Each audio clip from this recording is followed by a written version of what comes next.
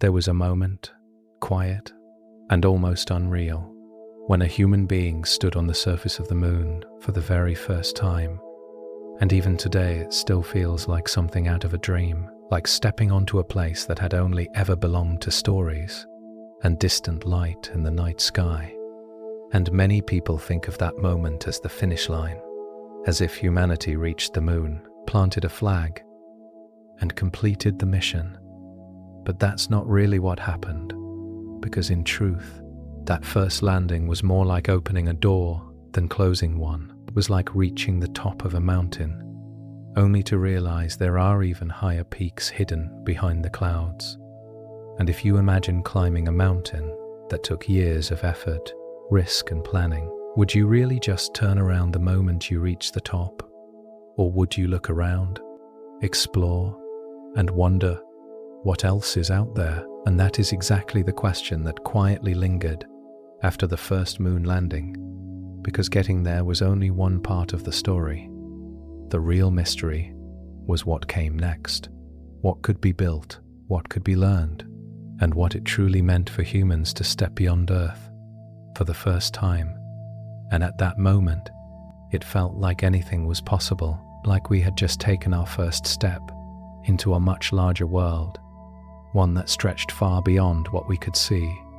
And yet, even though it felt like the beginning of something endless, the path forward was not as simple as it seemed, because reaching the moon once is very different from returning again, and even more different from staying there. And this is something many people don't realize. They often think that once we had the technology, we could just repeat it easily, like riding a bike after learning once. But space travel doesn't work that way. It's not something you master once and keep forever. It's more like building a massive tower from scratch, every single time, piece by piece, with no room for error. And even a tiny mistake can cause everything to fall apart. And so while that first step on the moon looked smooth and controlled, behind it was an enormous effort, like trying to throw a tiny object across an entire ocean and have it land perfectly on a small moving platform. And when you think about it like that, it becomes clear that the first landing was not the end of a journey, but the beginning of a much more complicated one, because now the question was no longer, can we do it? But can we keep doing it safely, repeatedly, and maybe even live there one day? And that question is far more difficult than it sounds, because space is not just far away. It is completely unforgiving. It does not give second chances, and every mission requires precision that is almost impossible to imagine, like threading a needle from miles away, while everything is moving at thousands of kilometers per hour. And yet, at that time, there was a feeling that this was just the start, that soon there would be bases on the moon, regular trips, maybe even cities one day. And if you listen to old predictions, many believed that by now, humans would already be living there, walking on its surface as casually as walking down a street. But that didn't happen. And that leads to a quiet and curious thought. If the first landing wasn't the end, then why didn't the journey continue the way people expected? Why did something so groundbreaking, something that felt like the opening of a new chapter, slow down instead of speeding up? And the answer to that question is not simple, because it is not just about technology. It is about cost, risk, human attention, and the changing priorities of an entire world. And so that first step on the moon, as incredible as it was not a finish line at all. It was more like standing at the edge of a vast ocean for the first time, realizing you can cross it, but also realizing just how deep, wide, and dangerous it really is. And that realization, calm and quiet, is where the true story begins. As we move forward, feel free to share where you're listening from, or leave a quick thought below. And if this channel means something to you, subscribing is a small way to support the journey. After that first step on the moon, something interesting happened. Something that feels almost surprising when you think about it slowly. Because humans didn't just go once and stop. They went again and again, like returning to a distant island, to understand it better each time. And over the next few years, more missions followed, each one building on the last, each one bringing new tools, new ideas, and a deeper understanding of what it really meant to be on the moon. And if you imagine it like visiting a place for the first time, the first visit is about discovery, but the next visits are about learning the details, noticing things you missed before, and figuring out how to stay longer. And that is exactly what those missions were doing. They weren't just repeating history. They were slowly turning something impossible into something more familiar. And yet, even as this progress continued, there was a quiet ending approaching, one that most people didn't expect at the time. Because by the time of the last mission, everything had become more refined, more controlled, almost like a routine. And that might sound strange, calling a trip to the moon routine. But compared to the very first landing, it had become something engineers and astronauts understood much better, like a complex process that had been practiced enough times to feel steady. And this final mission, known as Apollo 17, would be the last time humans set foot on the moon, at least for now. And that raises a simple but powerful question. Why did the final mission come when it did, especially when things were finally starting to feel more stable? And to understand that, it helps to picture what Apollo 17 was like. Because it wasn't just another trip, it was the most advanced one they had ever done. With better equipment, longer stays, and even a vehicle to drive across the surface. The lunar roving vehicle, which allowed astronauts to travel farther than ever before, like turning a short walk into a long journey across a silent, grey desert. And if you imagine standing on a surface where the ground stretches endlessly in every direction, like being in a desert with no wind, no sound, and no sky as we know it, driving across that landscape would feel both exciting and deeply quiet at the same time. And the astronauts of Apollo 17 spent about 3 days on the moon, which might not sound long, but compared to earlier missions, it was like staying overnight instead of just visiting for a few hours.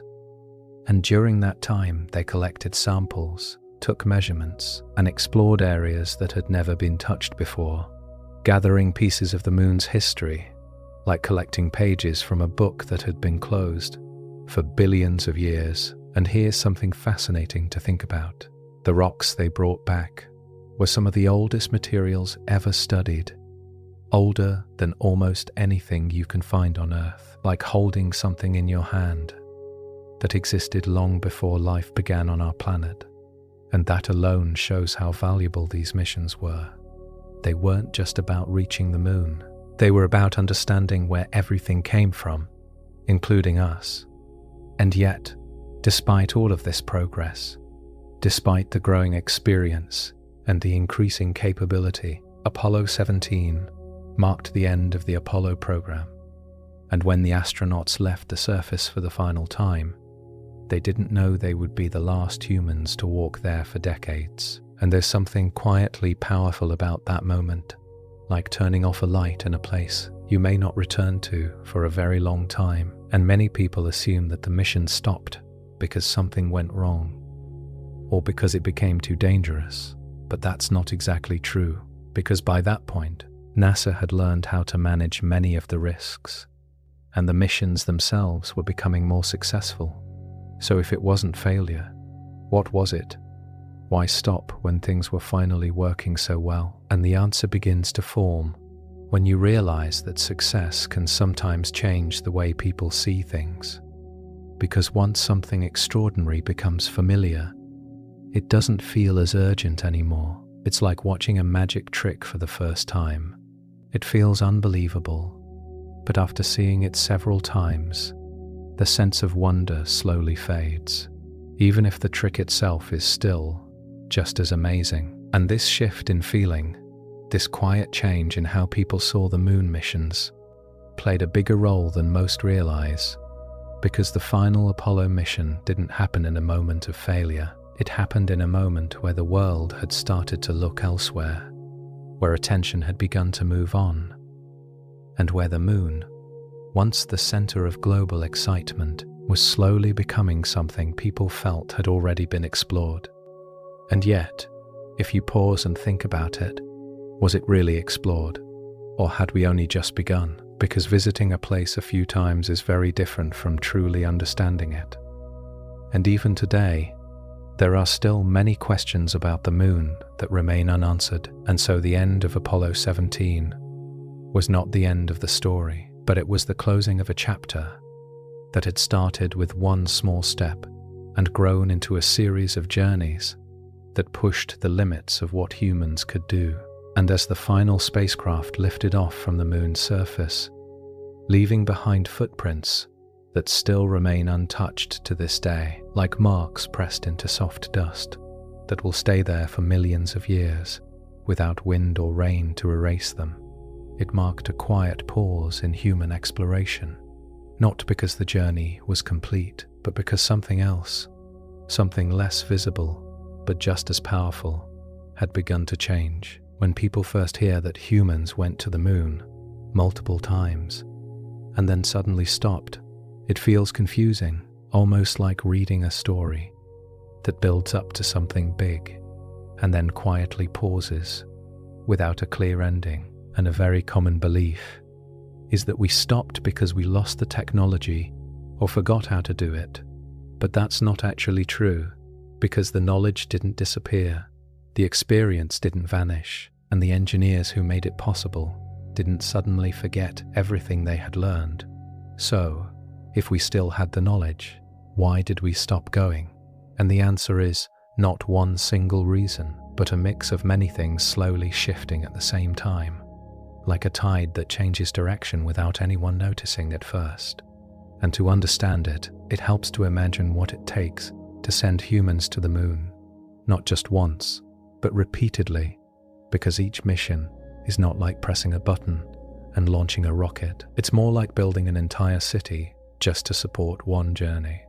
A city made of thousands of people working together, engineers, scientists, technicians, all focusing on one goal, and each launch requires careful planning down to the smallest detail, like arranging thousands of dominoes in perfect order, where one mistake can stop the entire chain. And even though the early missions proved it was possible, keeping that level of effort going is incredibly difficult, especially when the reason that pushed it forward in the first place begins to fade. And this is where something subtle but important comes in. The original drive behind the moon missions was not only about exploration, it was also about competition, a race between powerful nations to prove who could achieve something no one had ever done before. And once that race reached its finish line, once the goal had been achieved, the urgency that once felt so strong began to soften, like a runner slowing down after crossing the finish line. And without that pressure, the questions slowly changed from, can we do this, to should we keep doing this? And that question is much harder to answer, because it brings in things like cost, risk, and priorities. And at the same time, people on Earth were dealing with their own challenges, things that felt closer, more immediate, and easier to understand. And so attention began to shift, not all at once, but gradually, like a light dimming over time. And another thing that many people don't realize is that space missions, especially ones as complex as going to the moon, require constant support, not just from scientists and engineers, but from governments and the public.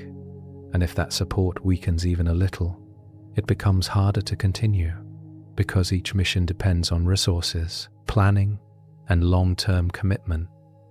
And without those, even the most advanced technology cannot move forward. And here's something interesting to think about. Imagine you have the ability to climb a very high mountain. You've already done it once, maybe even a few times, but each climb requires months of preparation, a large team, and significant risk. Would you keep climbing it over and over again? if fewer people were watching, if fewer people felt it mattered, and if other challenges started to feel more important. And that is similar to what happened with the moon missions. The ability was there, but the motivation began to change, and over time, the idea of returning to the moon became less urgent compared to other goals. And this doesn't mean the missions were not important, or that they stopped being valuable. It simply means that the world's focus had shifted. And when focus shifts, even something as incredible as walking on another world can slowly move into the background. And there is also another layer to this, something quieter but just as important, which is that space travel is never truly safe, even when it becomes more familiar. And every mission carries risk, not just for the equipment, but for the people involved. And as more missions were completed, the reality of those risks remained, like a constant reminder that each journey could be the one where something goes wrong. And so when you combine all of these factors together, the fading urgency, the shifting priorities, the need for continued support, and the ever-present risk, it becomes easier to see why the missions didn't continue the way people expected. It wasn't because we couldn't go back, it was because continuing required more than just ability. It required a reason strong enough to carry all of that effort forward. And for a time, that reason simply wasn't there in the same way it had been before. And so the journeys to the moon quietly came to a pause, not as a failure, but as a moment where humanity stepped back, looked at what it had achieved, and began to ask a different kind of question, not just about what we can do, but about what we choose to do next. And that question, calm and open, is still being answered, even now. When we think about going to the moon, it's easy to imagine rockets, astronauts, and that quiet grey surface stretching endlessly under a black sky. But there is another side to the story that is less visible, something that doesn't appear in photos or videos. And that is the true cost of making it all happen, because sending humans to the moon was not just a scientific challenge. It was also one of the most expensive efforts ever taken on by a single nation. And to understand what that really means, it helps to slow down and picture it in a simple way, because numbers alone can feel distant, almost unreal. So instead of thinking of it as just a large amount of money, imagine building something so massive that it requires the combined effort of hundreds of thousands of people, like constructing an entire city from the ground up, with roads, buildings, systems, and constant maintenance. But instead of a city, it's a program designed to send humans beyond Earth, and every part of it has to work perfectly, from the smallest bolt to the largest rocket, and each of those parts takes time, skill, and resources to create. And when you add it all together, the cost becomes enormous, and adjusted to today's value, the Apollo program would be worth hundreds of billions of dollars, an amount so large it's hard to picture. So think of it this way: it's like building thousands of schools, hospitals, or entire neighborhoods all at once, or funding something on the scale of running a country's major systems for years, all focused on one goal, reaching the moon. And that raises a natural question: was it worth it? And the answer depends on how you look at it, because on one hand, the program pushed technology forward in ways that still affect us today, from advancements in computing to materials and engineering. And on the other hand, it required an immense amount of funding that could have been used in many other ways. And this is where things become more complex, because decisions like this are never just about what is possible. They are about what people believe is important at a given time. And during the height of the moon missions, there was a strong sense of purpose, a feeling that this was something worth investing in, something that represented progress, achievement, and possibility. But as time went on, that feeling began to shift, and people started to ask different questions. Not just, can we go back?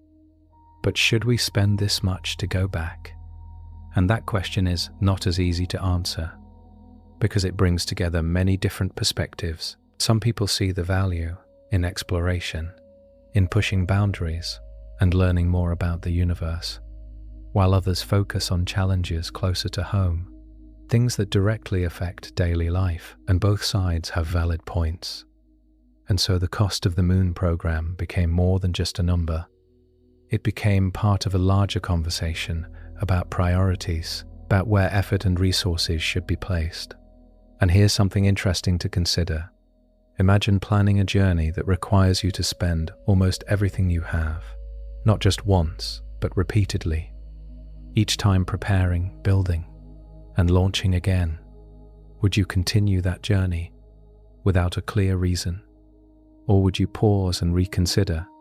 And that is similar to what happened, because even though the technology was there, even though the capability existed, continuing at that scale required ongoing support.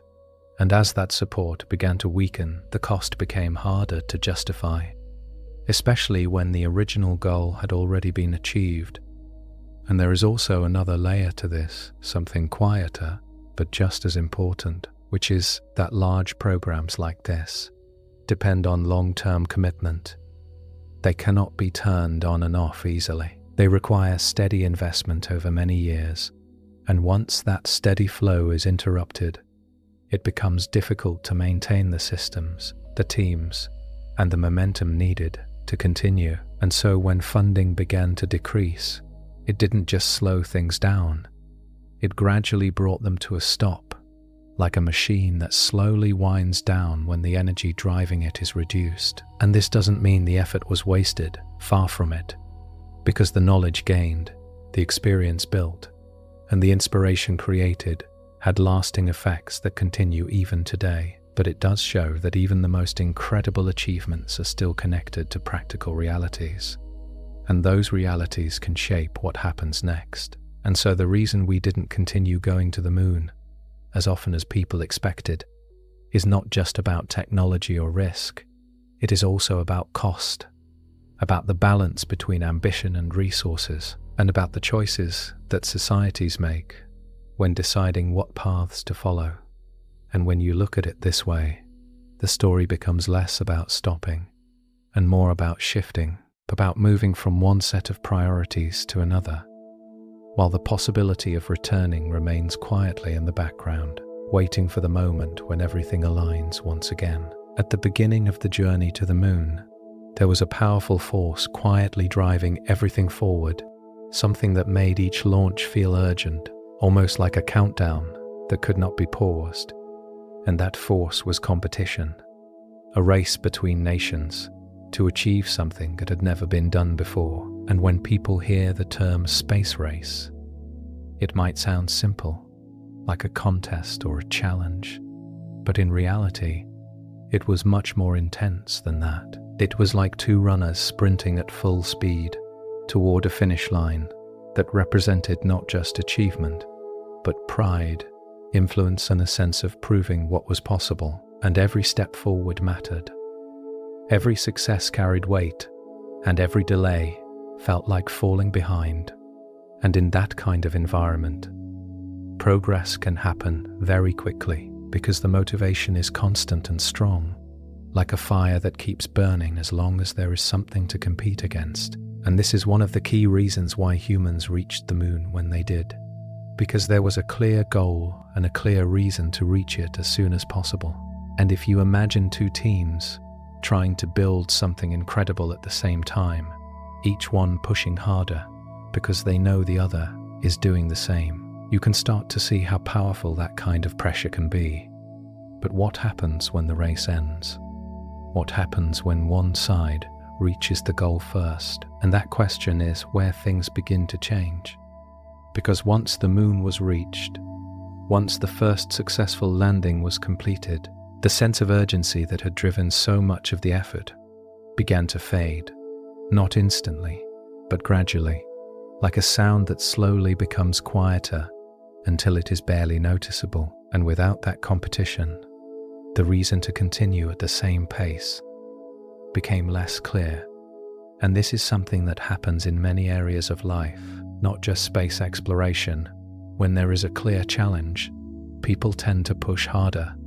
But when that challenge is gone, the energy behind it can shift, and sometimes it becomes difficult to maintain the same level of effort without a new goal to replace it. And in the case of the moon missions, the original goal had been achieved, and while there were still many things left to explore and understand, the sense of winning had already been established, and that changed how people viewed the missions, because they were no longer seen as a race to achieve something first, but as a continuation of something that had already been done. And that difference, while subtle, had a strong effect on how much attention and support the missions received. And here's something interesting to think about. Imagine watching a championship game where everything builds up to the final moment. The excitement, the tension, the focus, and then the game ends. One team wins, and the energy slowly settles. Would the same level of excitement be there for another game right after? Even if it involved the same players and the same skills? And in many cases the answer is no, because the meaning of the moment has changed. And this is similar to what happened after the first moon landing. The meaning shifted from achieving something new to repeating something that had already been proven possible. And that shift influenced how people felt about continuing the missions. And at the same time, new challenges began to appear, new areas of focus that seemed just as important, if not more so. And when attention starts to move in different directions, it becomes harder to keep everything moving forward at the same pace. And so the end of the space race did not mean the end of space exploration, but it did mean the end of a certain kind of urgency, the kind that pushes boundaries quickly and without hesitation. And without that urgency, the question of returning to the moon became less about proving something and more about deciding whether it was the right path to take at that moment. And that decision is always shaped by many factors, not just what is possible, but what is needed, what is valued, and what feels most important at the time. And so as the race came to an end, the focus began to shift, slowly and quietly, toward other goals, other projects, and other ways of exploring space. And the moon, once the center of global attention, became a place that had already been reached, a place that would still be there, waiting, but no longer at the center of the world's focus. And in that quiet shift, the path of exploration began to change direction, not because the journey was over, but because the reason for the journey had evolved into something new. At the beginning, when humans first reached the moon, the entire world seemed to pause. People gathered around televisions. Families sat together in quiet rooms. And for a moment, it felt like everyone was watching the same story unfold. At the same time, like millions of eyes focused on a single point far beyond the sky. And that moment carried a kind of wonder that is hard to repeat, because it was the first time something like that had ever happened, and first times have a special kind of impact. They stay in memory. They feel larger than life, almost unreal. But something interesting happens after a first time, no matter how incredible it is, because when something is repeated, even if it is still amazing, it begins to feel more familiar. And familiarity has a way of softening excitement. And this is not because the event becomes less important, but because the human mind slowly adjusts to it.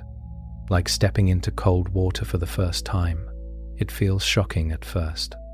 But after a while, it starts to feel normal. And this is exactly what began to happen with the moon missions. After the first landing, the second was still exciting, the third still impressive. But with each new mission, the sense of surprise became a little quieter, a little less intense, and people started to feel like they had already seen it before, even though each mission was different and brought new discoveries. And this raises a natural question. How can something as extraordinary as walking on the moon start to feel routine? And the answer lies in how humans experience repeated events. Because once something is no longer new, It no longer captures attention in the same way, and attention is a powerful thing. It shapes what people talk about, what they support, and what they care about. And when attention begins to move elsewhere, even something as groundbreaking as space exploration can slowly fade into the background. And here's a simple way to imagine it. Think about a movie that amazed you the first time you watched it. Every scene felt fresh, every moment held your attention. But if you watch the same movie again and again, even though it is still a great movie, the feeling changes. You already know what will happen, and that sense of discovery is no longer there. And in a similar way, the moon missions began to feel predictable to the public, even though they were still incredibly complex and risky. And this created a quiet shift in how people responded to them. Fewer people watched the launches, fewer people followed the details, and over time, the missions no longer held the same place in everyday conversation. And this fading interest had real effects, because public attention is closely connected to support. And support is what keeps large programs moving forward. And when fewer people are paying attention, it becomes harder to maintain the same level of energy and commitment. And there is also another layer to this, something that is easy to overlook, which is that during this time, many other events were happening around the world, events that felt closer to people's daily lives, things that demanded attention in a more immediate way.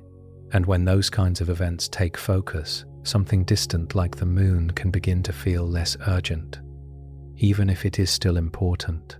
And so the shift was not sudden. It did not happen overnight. It was gradual, like a slow change in the background, almost unnoticeable at first, but clear over time. And many people today assume that interest in the moon simply disappeared. But that is not entirely true. The curiosity remained. The sense of wonder did not vanish.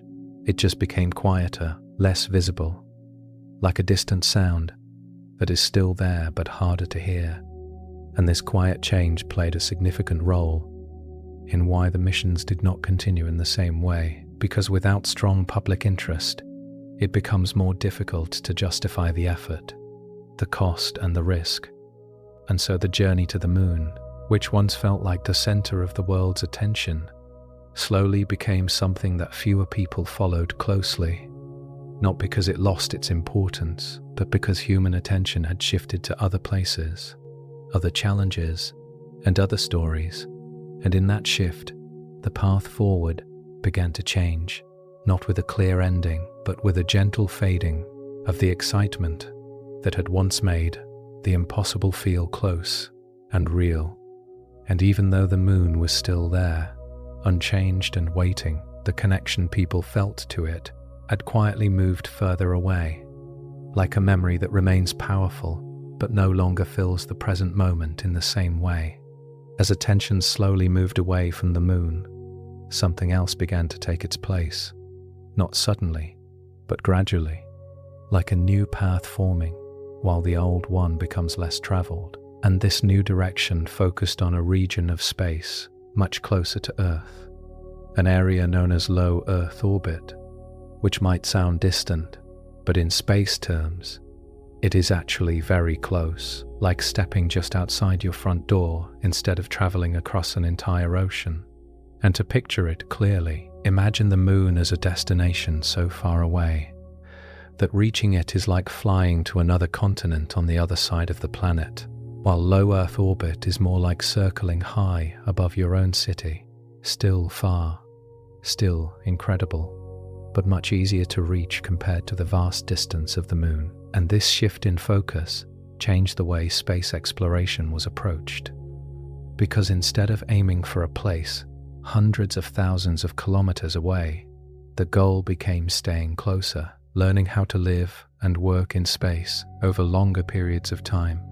And this idea opened up a completely different set of possibilities, because going to the moon is like taking a very long trip, but staying in orbit is more like building a home in a new environment. And that raises a simple question: why would staying closer be more important than going farther, and the answer lies in what humans wanted to learn next. Because after proving that it was possible to reach the moon, the next challenge was understanding how to survive in space for extended periods, how the human body reacts, how systems can operate continuously, and how to build structures that can remain in orbit for months or even years. And these are not small questions, because space is not a place where the body naturally belongs. It is an environment without gravity, in the way we experience it on Earth, where even simple actions behave differently, like pouring water or walking. And to imagine this, think about how your body feels when you jump and land back on the ground. Now imagine never landing. Imagine floating all the time, where every movement sends you drifting, like being underwater but without the resistance of water to slow you down. And that is what life in orbit is like, and learning to live in that environment requires time, practice, and continuous observation, something that short trips to the moon could not provide in the same way. And so space agencies began to focus on building stations in orbit, places where astronauts could stay for longer periods, conduct experiments, and slowly understand how to adapt to life beyond Earth. And this shift also made missions more frequent and more manageable, because reaching low Earth orbit requires less energy, less fuel, and less time than traveling to the moon. It is still extremely difficult, but compared to the scale of a lunar mission, it is more achievable on a regular basis, like taking a short flight instead of a long journey across the world. And here's something interesting to consider. Imagine you are learning to live in a completely new environment. Would you choose to stay somewhere closer, where help is more accessible? Or would you go as far as possible, where returning quickly becomes difficult? And for many reasons, starting closer makes sense, because it allows for learning, adjustment, and gradual progress. And that is exactly what this shift represented. A move from exploration to understanding, from reaching a destination to building a presence. And at the same time, this new focus aligned with changing priorities, because it allowed for more consistent activity in space, more opportunities for research, and a different kind of progress that was not tied to a single distant goal. And many people assume that moving away from the moon meant slowing down, but in reality, it was a change in direction, not a stop, like choosing to explore a nearby forest in detail instead of climbing a distant mountain again. And both paths have value. They simply offer different kinds of experiences and knowledge, and over time, this focus on low Earth orbit led to the development of new technologies, new methods, and a deeper understanding of space as a place where humans could operate continuously, not just visit briefly. And this understanding became an important foundation for future missions, including the possibility of returning to the moon. Because before going far again, it helps to know how to stay, how to adapt, and how to build systems that can support life over time. And so while the moon remained a distant and quiet presence in the sky, the real work of learning how to live in space was happening much closer, in an invisible path, circling the Earth, where each orbit, taking about the time of a short movie, slowly added to humanity's growing experience beyond the planet. And in that steady rhythm, the journey continued, just in a different way than before. As the focus shifted closer to Earth, a new idea began to take shape, one that sounded simple at first, but carried a powerful promise. And that idea was reusability, the ability to send a spacecraft into space and then bring it back to be used again, instead of building a completely new one for every mission.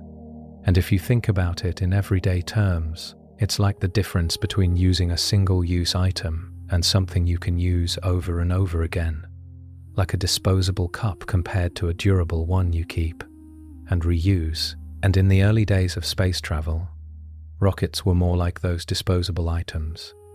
Once they were launched, Most of their parts were lost, burned up, or left behind, and that made every mission incredibly expensive and complex, because everything had to be built from scratch each time.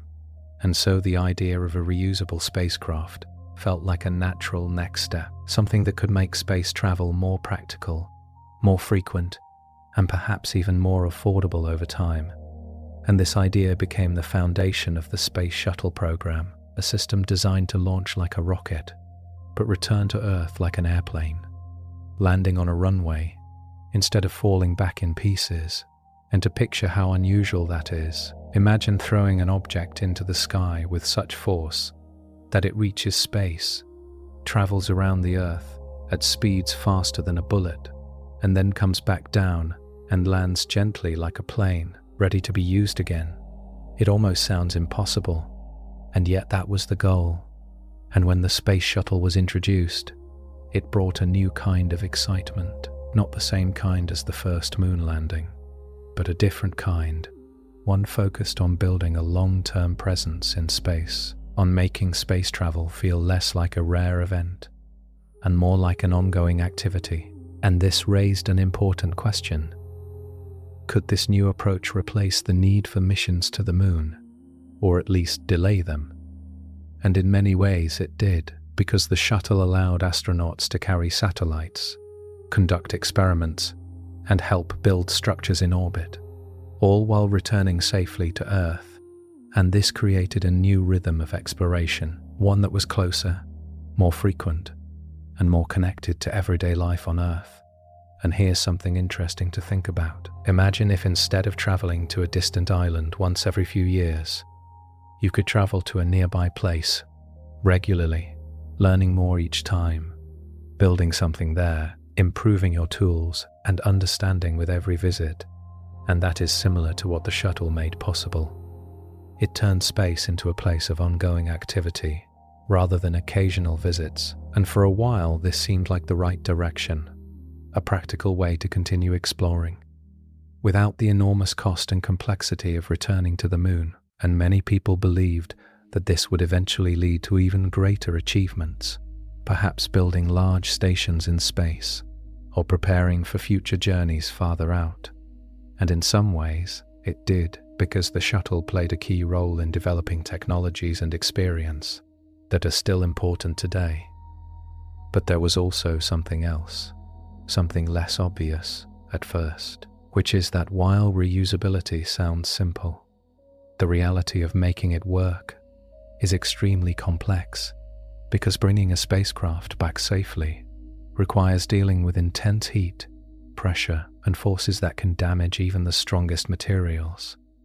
And every part of the shuttle had to be carefully inspected, repaired, and prepared again after each mission, almost like taking apart a complex machine and rebuilding it piece by piece to make sure it is ready to function again. And this process was not as quick or as simple as many had hoped. And so while the shuttle was reusable, it still required significant effort and resources to maintain. And this is where another quiet realization began to form, that even with new ideas and new systems, space travel remains difficult, and reducing one challenge often reveals another. And so the shuttle program became both a step forward and a reminder of how complex space exploration truly is. And at the same time, it shaped the direction of future efforts, because with so much focus placed on building and operating this new system, attention and resources continued to move away from the idea of returning to the moon, not because the moon was no longer important, but because the path forward had shifted towards something that felt more immediate and more manageable. And in that shift, the story of exploration continued, just in a different form, one that circled the Earth again and again, like a quiet loop of progress, slowly building knowledge, experience, and capability, while the distant surface of the moon remained unchanged, waiting patiently, as it always has, for the next chapter to begin. When we watch a rocket launch, it often looks smooth and controlled, a powerful machine rising steadily into the sky, leaving behind a bright trail of fire and smoke, and from a distance it can feel almost routine, like something that happens regularly and predictably. But behind that calm appearance is something very different, something that is easy to overlook, and that is the constant presence of danger. Because space travel, even today, is one of the most risky things humans attempt. And to understand why, it helps to look at what is really happening during a mission. Because a rocket is not just a vehicle, it is more like a controlled explosion, a massive release of energy that has to be directed perfectly in order to work. And if you imagine lighting thousands of fireworks all at once and trying to use that force to lift something as heavy as a building into the sky, you begin to get a sense of how extreme that energy is. And every part of the rocket must function exactly as planned, because even a small problem can quickly become serious. And this leads to a natural question. If it is so dangerous, how do astronauts manage to travel safely at all? And the answer lies in preparation, testing, and constant attention to detail. Because before any mission takes place, systems are checked again and again, like inspecting every link in a long chain, to make sure none of them will break under pressure. And even then, there is always some level of uncertainty, because space is not an environment that allows for easy corrections. And once a rocket leaves the ground, there is very little room for error. Everything must work as intended, and this is only the beginning of the journey. Because once in space, new challenges appear, from extreme temperatures to the vacuum of space, where there is no air, no pressure, and no protection from radiation. And to picture this, imagine stepping outside into an environment where there is no air to breathe, where the temperature can swing from extremely hot to extremely cold, like moving from a burning desert to a freezing night within a short time, and where even tiny particles can travel at high speeds, capable of damaging equipment. And in that environment, every system that supports human life must work continuously, providing air, temperature control, and protection, like a small, carefully balanced bubble moving through a place that cannot support life on its own. And this is why space missions require such careful planning, because everything depends on that bubble remaining intact. And many people assume that modern technology has made space travel safe, but that is a misunderstanding, because while technology has improved, the environment itself has not changed. Space is still just as unforgiving as it has always been, and even today, every mission carries risk, and astronauts are aware of this. They understand that they are entering a place where things can go wrong in ways that are difficult to predict, and yet they still choose to go. And that choice reflects something important about human curiosity, the willingness to explore even when the path is uncertain. And here's something interesting to consider. Imagine traveling to a place where help is always far away, where if something unexpected happens, there may be no quick solution, and you have to rely entirely on preparation and the systems you brought with you. And that is what space travel is like. It is not just about reaching a destination. It is about maintaining a fragile balance in an environment that constantly challenges it. And this hidden danger is one of the reasons why returning to the moon is not as simple as repeating what was done before, because each mission must account for these risks, must prepare for them, and must find ways to reduce them as much as possible. And even then, there is always an element of uncertainty, like walking across a narrow path where every step must be taken carefully. And so, while the idea of going back to the moon may sound straightforward at first, the reality is much more complex, because it involves not only the challenge of distance and cost, but also the constant presence of risk. And understanding that risk is an important part of understanding why the journey paused for so long, because it is not just about what we can achieve, but about how safely we can achieve it. And in that quiet balance between possibility and danger, the story of space exploration continues.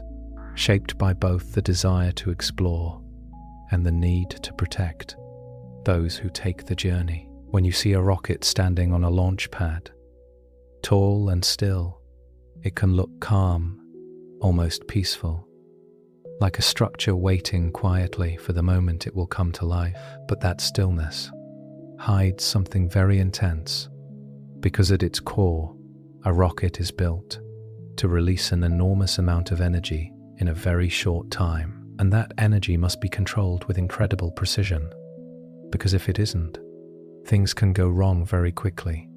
And this leads to a simple but important question: what really happens when a rocket fails? And the answer is not always dramatic in the way movies show it, but it is always serious, because failure in space travel often happens in an instant, without much warning. And to understand why, it helps to think about the forces involved, because during launch, the rocket is pushing itself upward, with power strong enough to lift something as heavy as a fully loaded airplane straight into the sky, and that kind of force is not gentle. It is more like being at the center of a constant explosion that is carefully directed downward, so the rocket can move upward, and every part of the system must work together perfectly. The engines, the fuel flow, the guidance systems, the structure itself, all of it has to stay balanced, because if even one part fails, it can affect everything else. And here's a way to picture it. Imagine stacking a series of powerful engines on top of each other and trying to keep them all running in perfect harmony, like musicians in an orchestra where every note must be timed exactly right. And if one instrument goes out of sync, the entire performance can be affected. But in the case of a rocket, the consequences are much more immediate, because there is no room for delay or correction once certain failures occur. And many people assume that modern rockets are almost fail-proof, but that is not entirely true, because while they are designed with safety in mind and tested extensively, they still operate under extreme conditions, and extreme conditions always carry risk. And throughout the history of space travel, there have been moments where rockets did not perform as expected, where missions had to be stopped, or where systems failed in ways that were not predicted. And each of these moments became a lesson, a way to understand what went wrong and how to improve. And this process of learning from failure is a key part of how space exploration has progressed, because without it, it would be impossible to move forward safely. And yet, even with all the improvements, the possibility of failure never fully disappears, because the environment and the physics involved remain the same. And that leads to another question. If failure is always a possibility, how do engineers reduce the risk? And the answer lies in layers of protection, systems designed to back each other up, like having multiple paths to reach the same destination. So if one path becomes blocked, another can still be used, and this includes things like redundant systems, escape options for astronauts, and constant monitoring during every phase of the mission. And even with all of this, there is still a level of uncertainty that cannot be completely removed, and this is something that is understood and accepted as part of the process, not because it is ideal, but because it is the reality of working in such an extreme environment. And when you think about returning to the moon, this reality becomes even more important, because the distance is greater, the mission is longer, and the challenges are more complex. And any failure that happens far from Earth becomes much harder to manage, like trying to fix a problem while being far away from any immediate help. And so every system must be designed not only to work, but to continue working under conditions that are constantly changing. And this is one of the reasons why going back to the moon is not simply a matter of repeating what was done before, because each mission must account for these risks in new ways, using updated technology, improved designs, and a deeper understanding of how things can go wrong. And in that sense, the possibility of failure is not just a challenge, it is also a guide, shaping how missions are planned and how systems are built.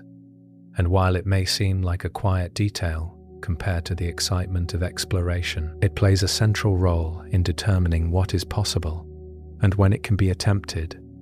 And so the story of returning to the moon is not just about reaching a distant place. It is also about understanding and managing the risks that come with the journey. Because in space, even the smallest failure can have large consequences, and recognizing that is part of what makes each successful mission so remarkable. Not because failure is expected, but because it is always a possibility that must be carefully prepared for every step of the way. Before any human ever set foot on the moon, before the world watched that first step in quiet amazement, there was a moment that reminded everyone just how dangerous the journey into space could be. And that moment came during a mission that never even left the ground, a mission known as Apollo 1. And at first, it might seem surprising that something so serious could happen before launch, because many people assume the greatest risks are during liftoff or in space itself. But the truth is that danger exists at every stage, even during preparation. And this leads to a simple but important question. How could something go wrong while still on Earth?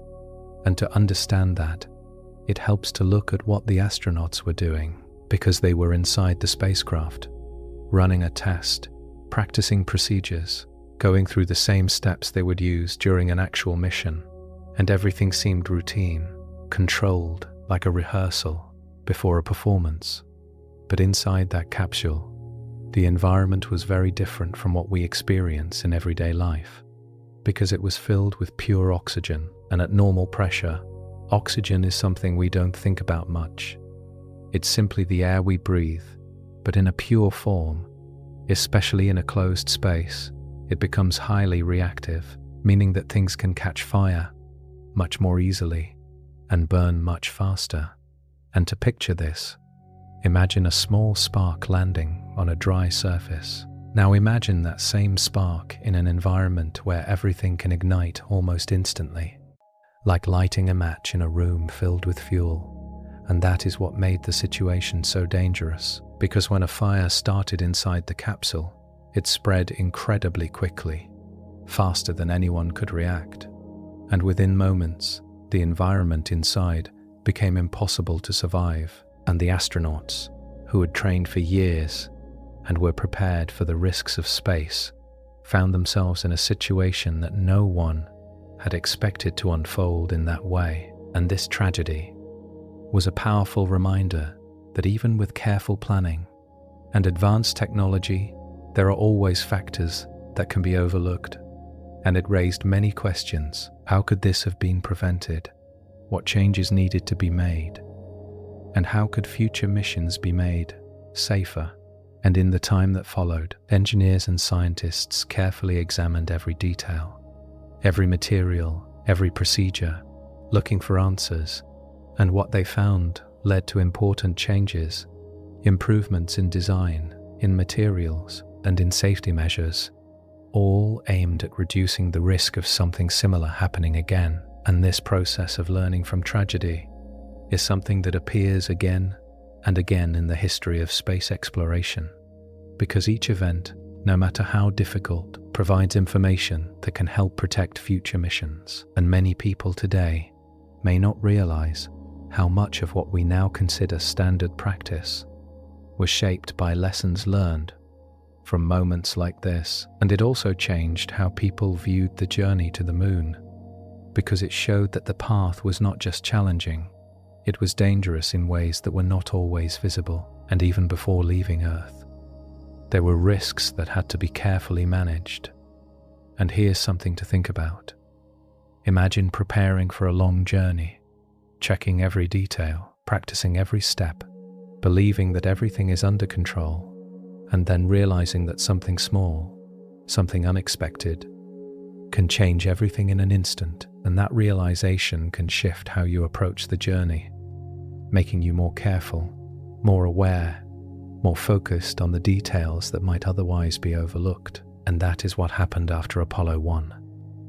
It led to a deeper understanding of the risks involved, not just during flight, but during every stage of the mission, and this understanding became part of the foundation for future success, because the lessons learned were carried forward, shaping the way spacecraft were built and how missions were conducted. And while the tragedy itself was a moment of loss, it also became a turning point, a moment that led to improvements that made future missions safer. And this is one of the reasons why space exploration, despite its risks, continues to move forward, because each challenge, each difficulty, contributes to a growing body of knowledge, and that knowledge helps reduce uncertainty over time, even if it can never remove it completely.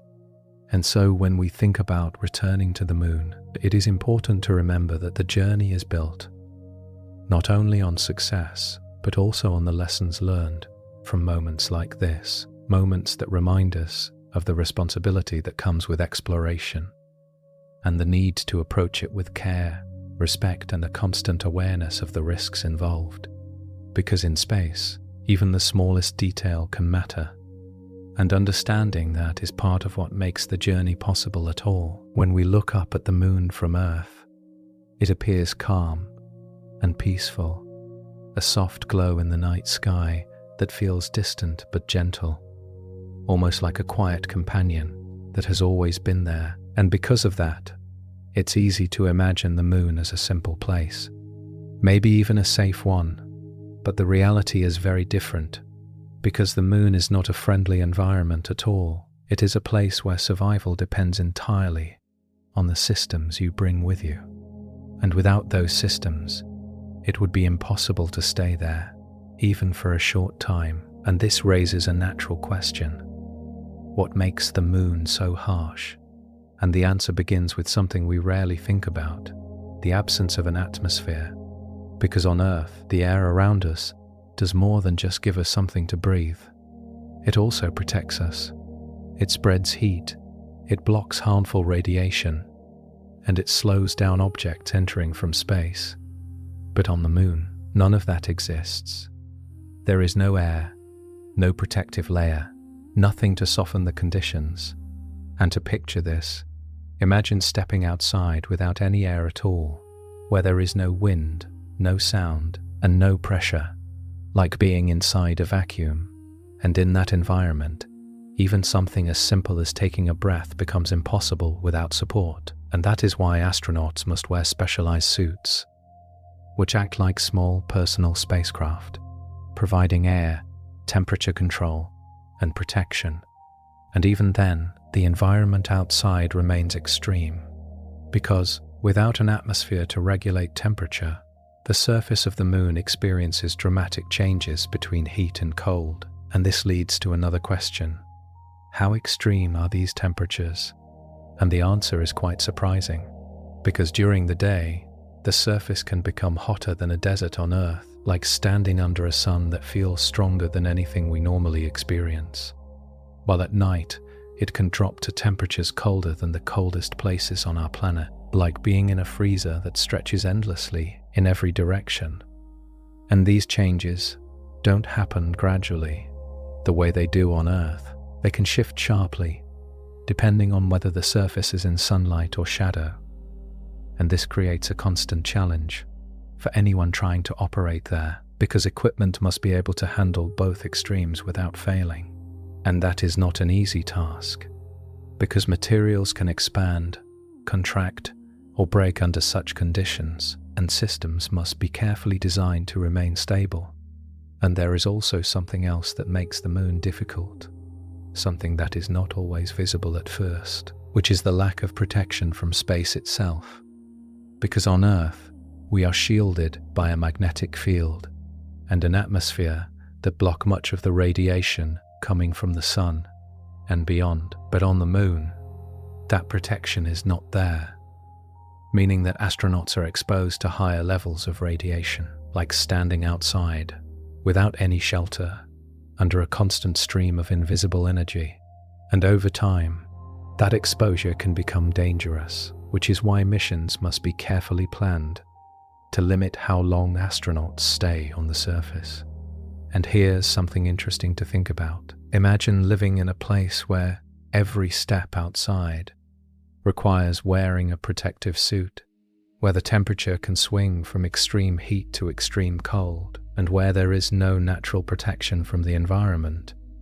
Would that feel like a place you could easily visit again and again, or would it require careful planning every single time? And that is the reality of the moon. It is not a place that welcomes visitors. It is a place that must be approached with caution, preparation, and respect for the conditions that exist there. And many people assume that because we have already been to the moon, it must be easier to return. But this is a misunderstanding, because the environment has not changed. It is still just as harsh as it was before, and every mission must deal with those same challenges again, and in some ways, even more carefully, because expectations are higher and safety standards have improved. And so returning to the moon is not simply about reaching it, it is about surviving and operating in a place that does not support life in any natural way. And that is one of the reasons why it has taken so long to go back, because the moon, quiet and beautiful from a distance, is actually a place that demands careful preparation at every level, and understanding that helps explain why each mission requires so much effort, not just to arrive, but to stay safe while there.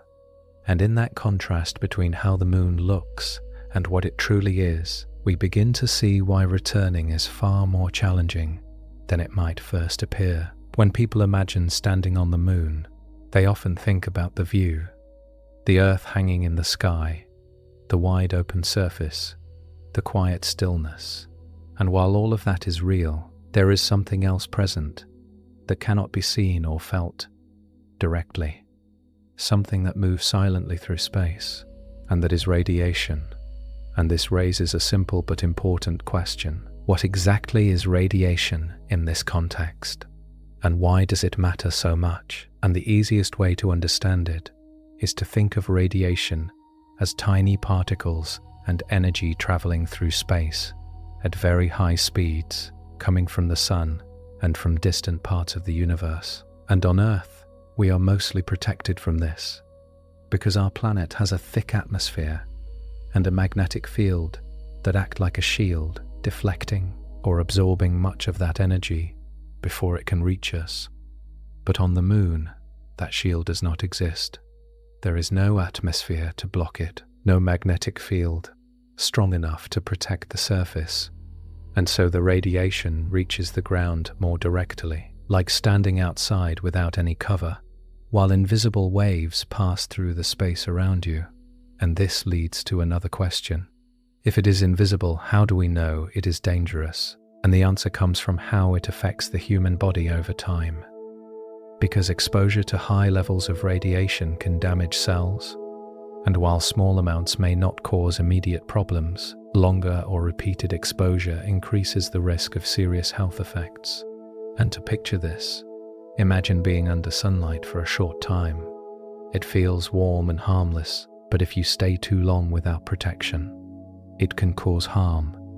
Now imagine something similar, but much stronger and constant, something you cannot see or feel in the same way. And that gives you a sense of why radiation is such a concern during space missions. And here's something interesting to think about. Astronauts traveling to the moon are exposed to radiation not just on the surface, but also during the journey. Because once they leave Earth's protective shield, they are moving through a region of space where these particles are more present.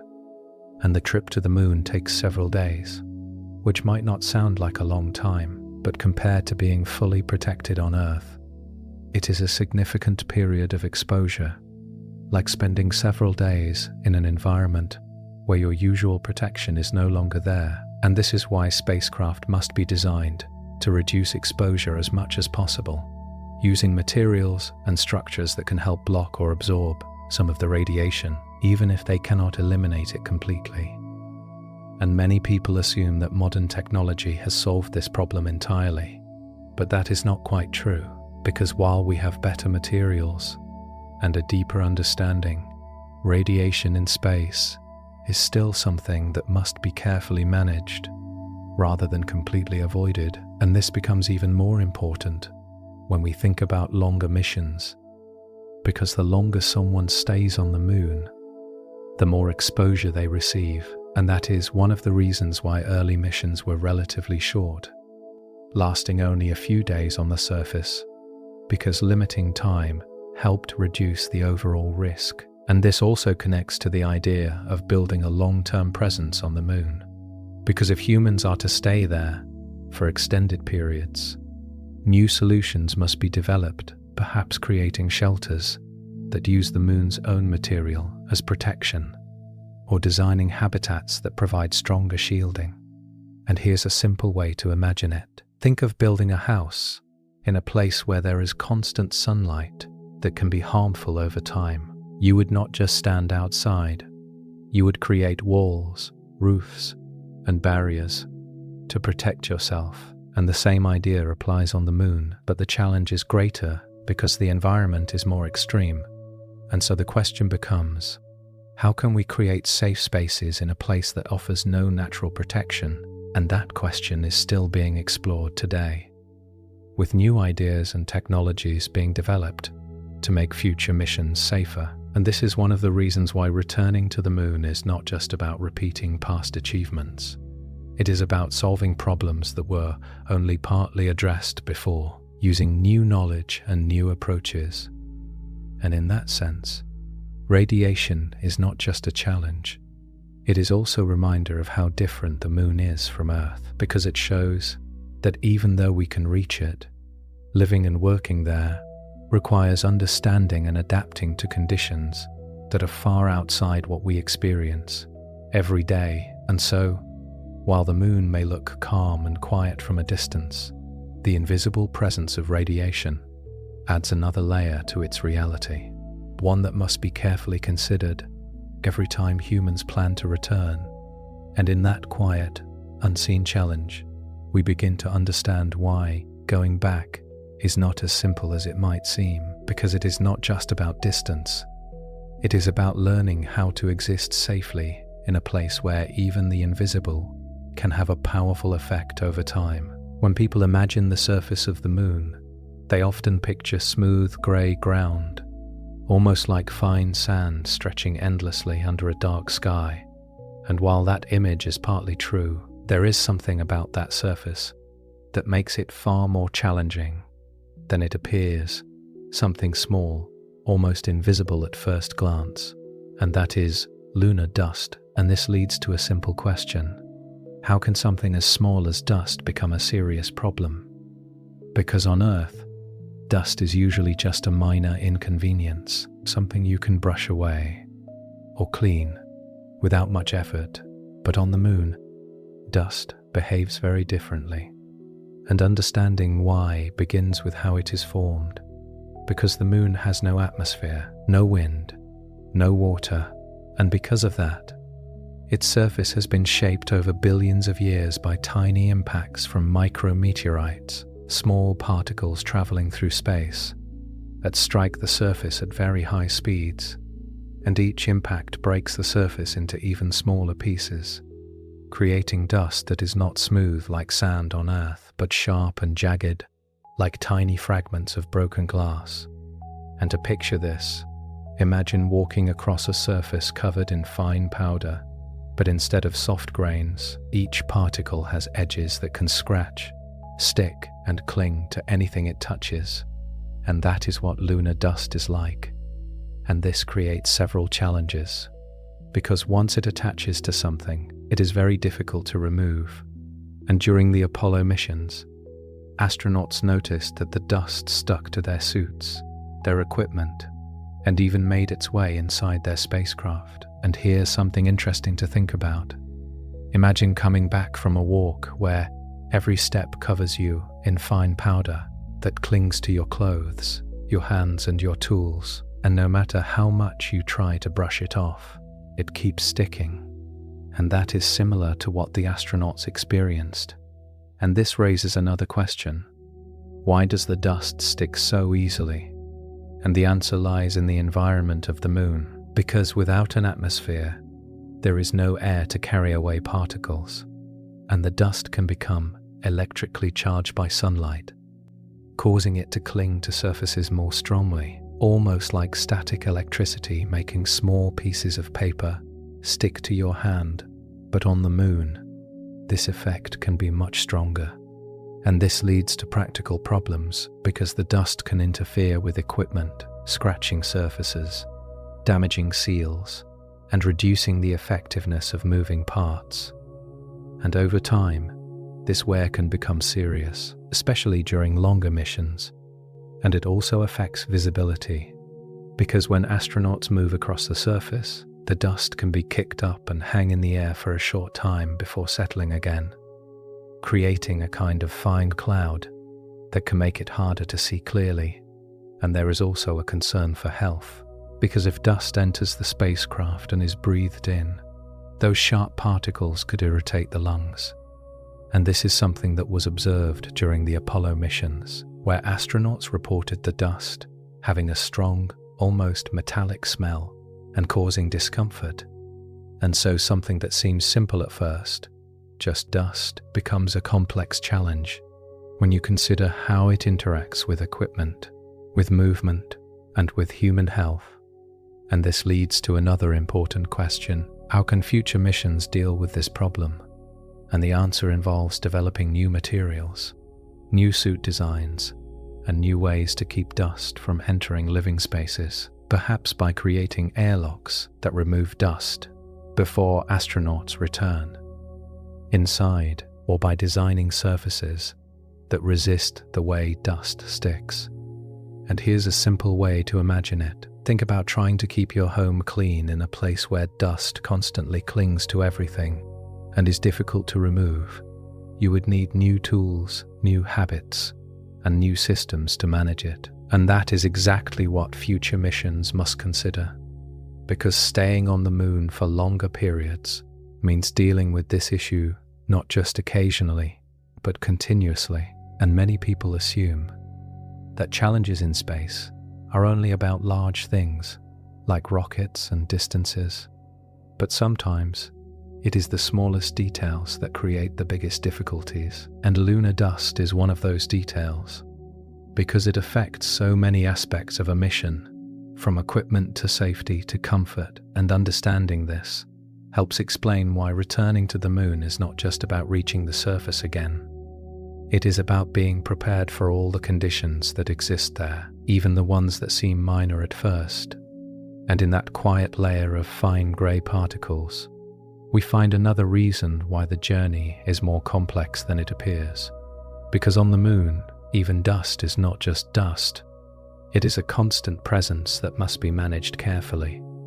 And learning how to do that is part of what makes the next steps in exploration both challenging and necessary. When you think about temperature, it usually feels predictable.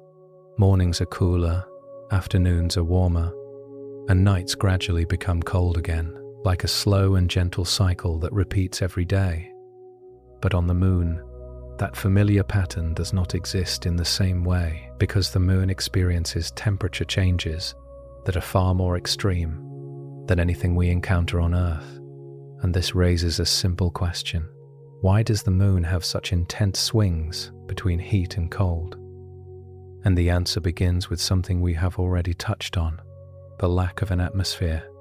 Because on Earth, the air around us acts like a blanket, holding in heat and spreading it across the surface. So even when the sun sets, the temperature does not drop instantly. It changes gradually. But on the moon, there is no such blanket, no air to trap heat, and no wind to move it around, which means that when sunlight hits the surface, it heats up very quickly. And when that sunlight disappears, the heat escapes just as quickly, like turning a light on and off in a room where there is nothing to hold the warmth. And to picture how extreme this can be, imagine standing under direct sunlight, where the ground feels hotter than a frying pan left on a stove. And then imagine stepping into a shadow, where the temperature drops so quickly that it feels like entering a deep freezer. And that contrast that sudden shift is a normal part of the moon's environment. And this leads to another question. How long does this cycle last? Because on Earth, a full day is about 24 hours. But on the moon, one full day, from sunrise to sunrise, takes about 29 Earth days, which means that the surface can remain in sunlight for about 2 weeks straight, followed by 2 weeks of darkness. And during that long period of sunlight, temperatures can rise to levels hotter than the hottest deserts on Earth, like standing in a place where the heat never seems to fade. And during the long night, temperatures can drop to levels colder than the coldest polar regions, like being in a place where the cold is constant and unbroken. And this creates a major challenge for any mission, because equipment, materials, and systems must be able to survive both extremes, and not just briefly, but for extended periods of time. And here's something interesting to think about. Imagine leaving a device outside where it must function perfectly, whether it is placed in an oven or a freezer, and not just for a few minutes, but for days or even weeks. And that gives you a sense of what engineers must consider when designing equipment for the moon. Because materials can expand when heated and contract when cooled, and repeated cycles of this can cause stress, cracks, or failure over time. And this is why everything must be carefully tested and selected to ensure it can handle these conditions without breaking down. And it also affects how missions are planned, because astronauts must work within these temperature cycles, choosing times and locations that allow them to operate safely, often staying in areas where conditions are more stable, such as regions near the poles where sunlight is more consistent. And this leads to another question. Why not simply avoid the extremes by staying in controlled environments? And the answer is that while habitats can provide stable conditions inside, astronauts still need to move outside to explore, to build, and to maintain equipment. And during those times, they are directly exposed to the environment, relying on their suits to protect them. And those suits must be able to regulate temperature, keeping the wearer comfortable, whether they are in intense heat or deep cold. And that is not a simple task, because it requires balancing insulation, cooling systems, and energy use, all within a limited space. And many people assume that temperature is just a matter of comfort. But in space, it is also a matter of survival, because extreme heat can damage equipment and harm the human body, while extreme cold can freeze systems and reduce their ability to function. And so, managing temperature becomes a constant concern, something that must be addressed at every stage of a mission. And this is one of the reasons why returning to the moon is not just about reaching it again. It is about preparing for conditions that are far beyond what we experience on Earth, and developing solutions that allow humans to operate safely in those conditions. And in that sense, the moon is not just distant, it is different in ways that require careful thought and planning. Because even something as simple as temperature behaves in a way that challenges our expectations, and understanding that helps explain why each mission requires so much preparation, not just to get there, but to stay and work in an environment where the difference between light and shadow can feel like moving between two completely different worlds. And in that quiet contrast, we see another reason why the journey back is as challenging as it is fascinating, because the moon does not change to meet us. We must change to meet it. Reaching the moon is already an incredible challenge, like traveling across a vast ocean with no landmarks along the way. But arriving safely is a completely different task, because landing on the moon is not like landing on Earth, where aircraft can rely on air, runways, and gradual slowing. Instead, it requires a level of precision that leaves almost no room for error. And this leads to a simple but important question. Why is landing on the moon so difficult? And the answer begins with something that might seem small, but changes everything. The moon has no atmosphere, and while that might not sound like a major issue at first, it actually removes one of the most helpful parts of landing on Earth, because when a spacecraft returns to Earth, it can use the atmosphere to slow down, like a hand gently pressing against something to reduce its speed. But on the Moon, there is no air to create that resistance, no natural way to slow down, which means that everything must be controlled by the spacecraft itself, using engines to carefully manage its descent. And to picture this, imagine trying to land on a small platform while falling from a great height, but instead of having something to catch you, you must control your speed entirely on your own, adjusting it constantly to avoid hitting the ground too hard. And that is what a lunar landing is like, a delicate balance between gravity pulling the spacecraft down and engines pushing against that pull. And every second of that descent matters, because even a small miscalculation can lead to a hard landing or a missed target. And this brings up another question. How precise does the landing need to be? And the answer is surprisingly strict, because astronauts must land in areas that are safe, relatively flat, and free of large obstacles like rocks or craters. And these safe areas are not as wide as they might seem from a distance. In fact, they can be as limited as a few football fields in size, surrounded by terrain that could be dangerous. And when you consider that the spacecraft is approaching from high above, at great speed, aiming for a specific spot on a surface that offers no guidance from air or weather, becomes clear how difficult this task is. And here's something interesting to think about. Imagine trying to land a flying object on a small target while looking through a window, with only limited information about what is below, and having to make adjustments in real time. And that is similar to what astronauts experienced, because while they had instruments and data, they also had to rely on their own judgment, especially during the final moments of descent. And during the Apollo missions, there were instances where the landing area appeared more dangerous than expected, requiring last-minute changes to avoid hazards, and those decisions had to be made quickly, under pressure, with limited fuel remaining, like adjusting your path while knowing that every second counts. And this leads to another important question. What happens if something goes wrong during landing? And the answer is that there are very few options for recovery.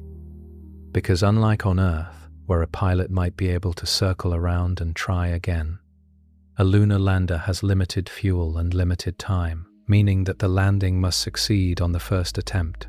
And this adds another layer of complexity, because everything must be planned and executed with precision from the very beginning. And many people assume that modern technology has made this process simple. But that is not entirely true, because while we now have more advanced systems, better sensors, and improved computing, the fundamental challenge remains the same. There is still no atmosphere, no easy way to slow down, and no room for large mistakes. And so each landing must be carefully designed, tested, and rehearsed to ensure that it can be carried out safely. And this is one of the reasons why returning to the Moon is not just about building a rocket and traveling there. It is about mastering the art of landing in an environment that offers no natural assistance, and doing so repeatedly and reliably. And in that sense, landing on the Moon is not just a step in the journey. It is one of the most critical moments, because it determines whether the mission can continue or not. And understanding this helps explain why it takes so much time and effort to prepare for each mission, because the difference between a successful landing and a failed one can come down to the smallest details, the smallest adjustments made at exactly the right moment. And in that quiet descent, where everything must work together perfectly, we see just how challenging it is to reach a place that, from a distance, seems so still and simple, and yet, up close, demands precision, control, and constant awareness at every step of the way. Landing on the Moon is only half of the journey, and in some ways it is not even the hardest part, because once astronauts have spent their time on the surface, another challenge begins, one that is just as delicate and just as important, and that is leaving the Moon and returning safely to Earth.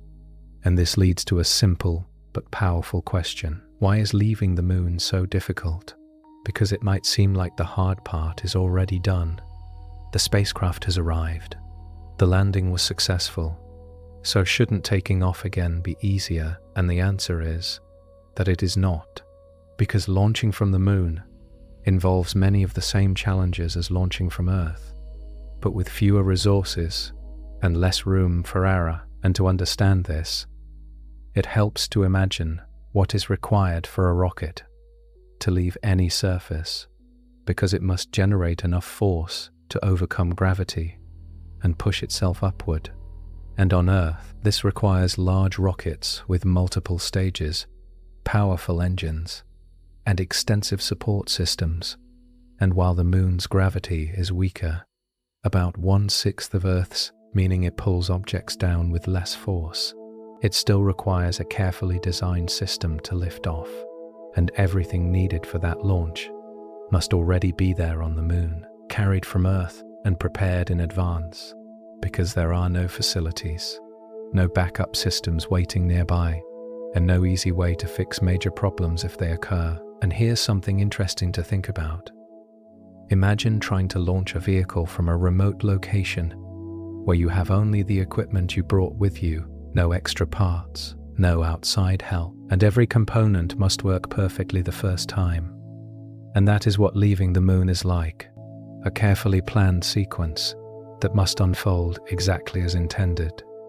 And this raises another question: what makes it so risky compared to other parts of the mission? And one key factor is that the ascent from the moon is not just about going upward, it is also about reaching a precise path in space, where the returning spacecraft can meet the command module that remains in orbit. Because during the Apollo missions, the spacecraft that landed on the moon was only part of the system, and after liftoff, it had to reconnect with another spacecraft circling above, and this process, known as rendezvous, required extremely accurate timing and positioning, like trying to meet another moving object in the sky while both are traveling at high speed. And to picture this, imagine two small boats in a vast ocean, both moving, both needing to meet at exactly the right place and time. And if they miss each other, even slightly, the situation becomes much more complicated. And in space, where distances are large and fuel is limited, there is very little room for adjustment. And this is why every step of the ascent must be carefully calculated, from the angle of launch to the speed and direction of travel. And even small deviations can affect the ability to reconnect successfully. And this leads to another important question: what happens if the ascent fails, or the rendezvous does not go as planned? And the reality is that the options are extremely limited, because the astronauts rely on that connection to return to Earth.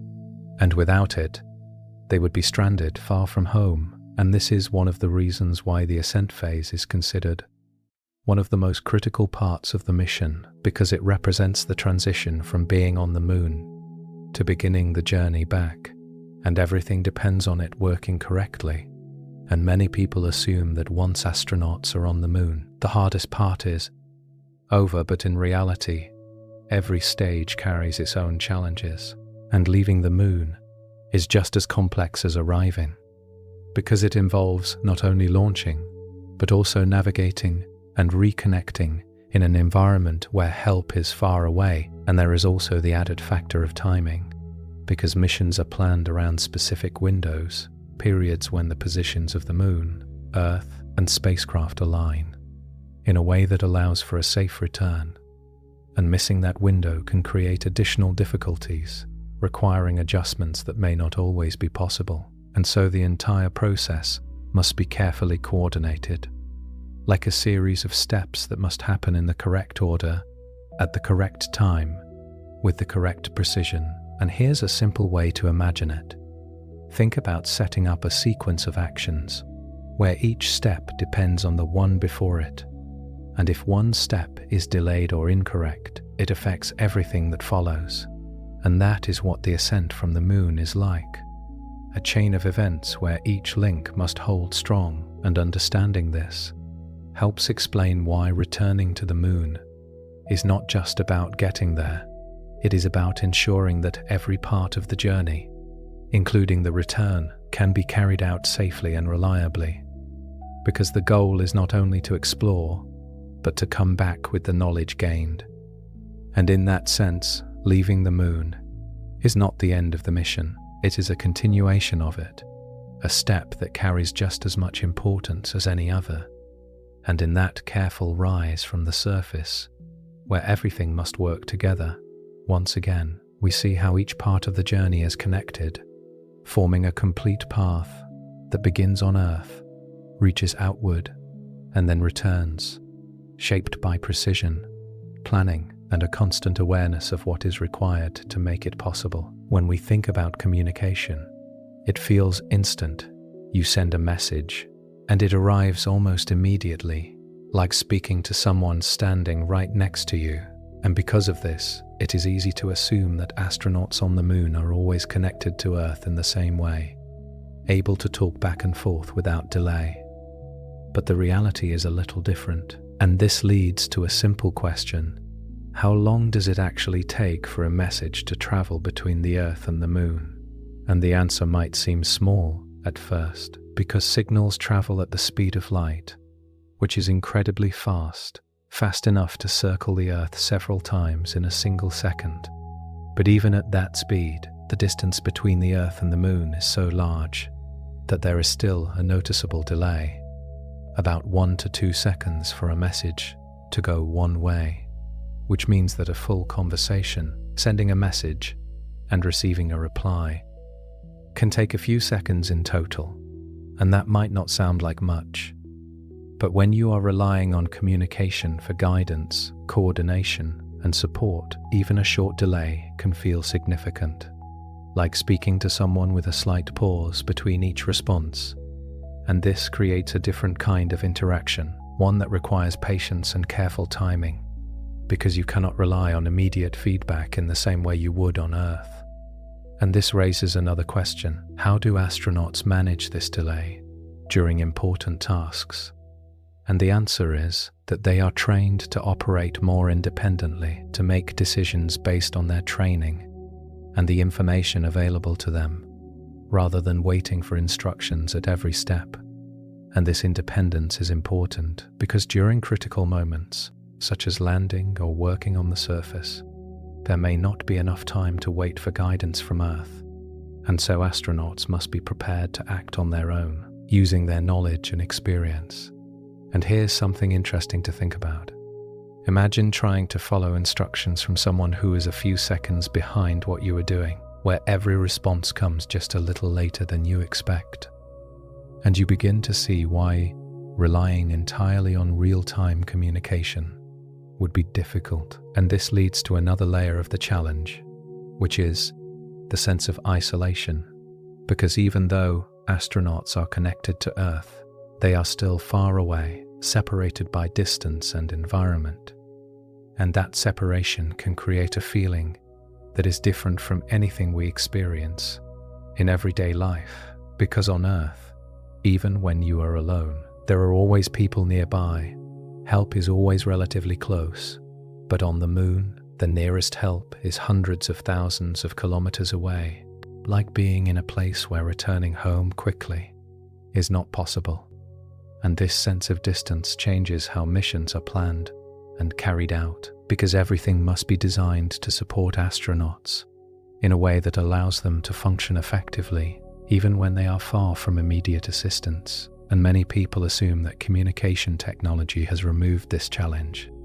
But that is not entirely true, because while we can send messages and receive data, the physical distance still creates a separation that cannot be fully eliminated. And this becomes even more important when we think about future missions that may involve longer stays on the moon, because the longer astronauts remain there, the more they must rely on systems, routines, and each other, rather than constant direct support from Earth. And this leads to another question.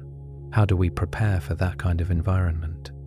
And the answer involves not only technology, but also training. creating systems that can operate reliably, and preparing astronauts to handle situations with a high level of independence. And here's a simple way to imagine it. Think about being in a remote location where communication is possible but not instant, where you must make decisions based on what you know rather than waiting for immediate advice. And that is similar to what astronauts experience, but on a much larger scale. And understanding this helps explain why returning to the moon is not just about solving physical challenges, but also about addressing the human side of exploration, the ability to operate effectively in an environment that is both distant and isolated.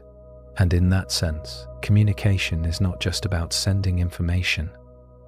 It is about maintaining a connection across a vast distance, one that requires careful planning, patience, and trust in the systems and people involved.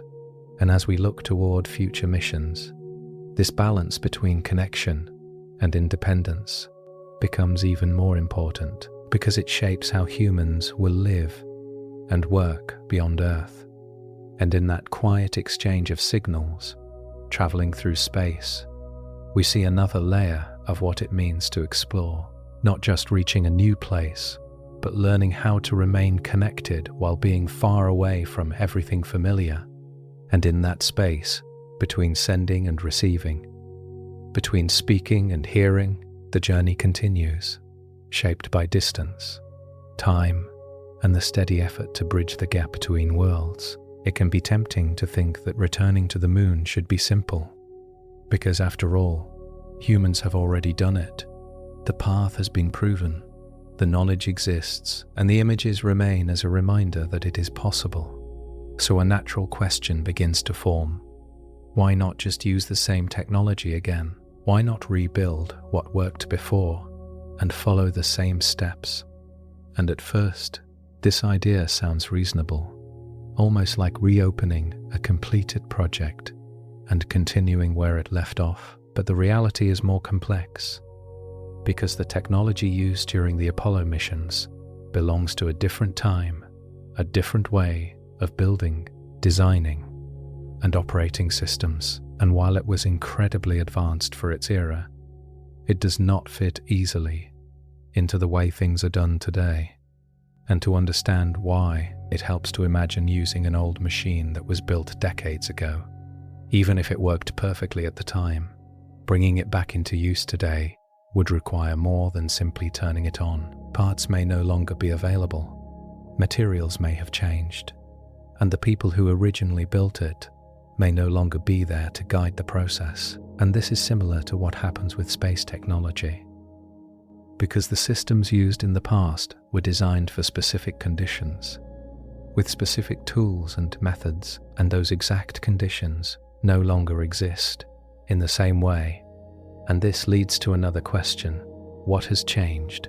And the answer includes many things, from advancements in materials and computing to new safety standards and expectations.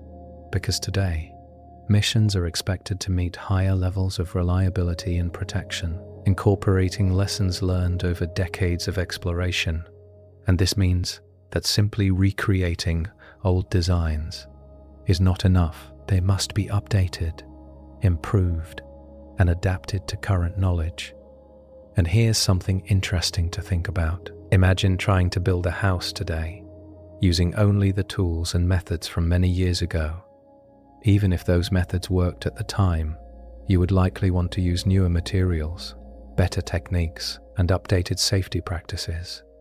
And the same idea applies to spacecraft, because each new mission benefits from what has been learned since the last.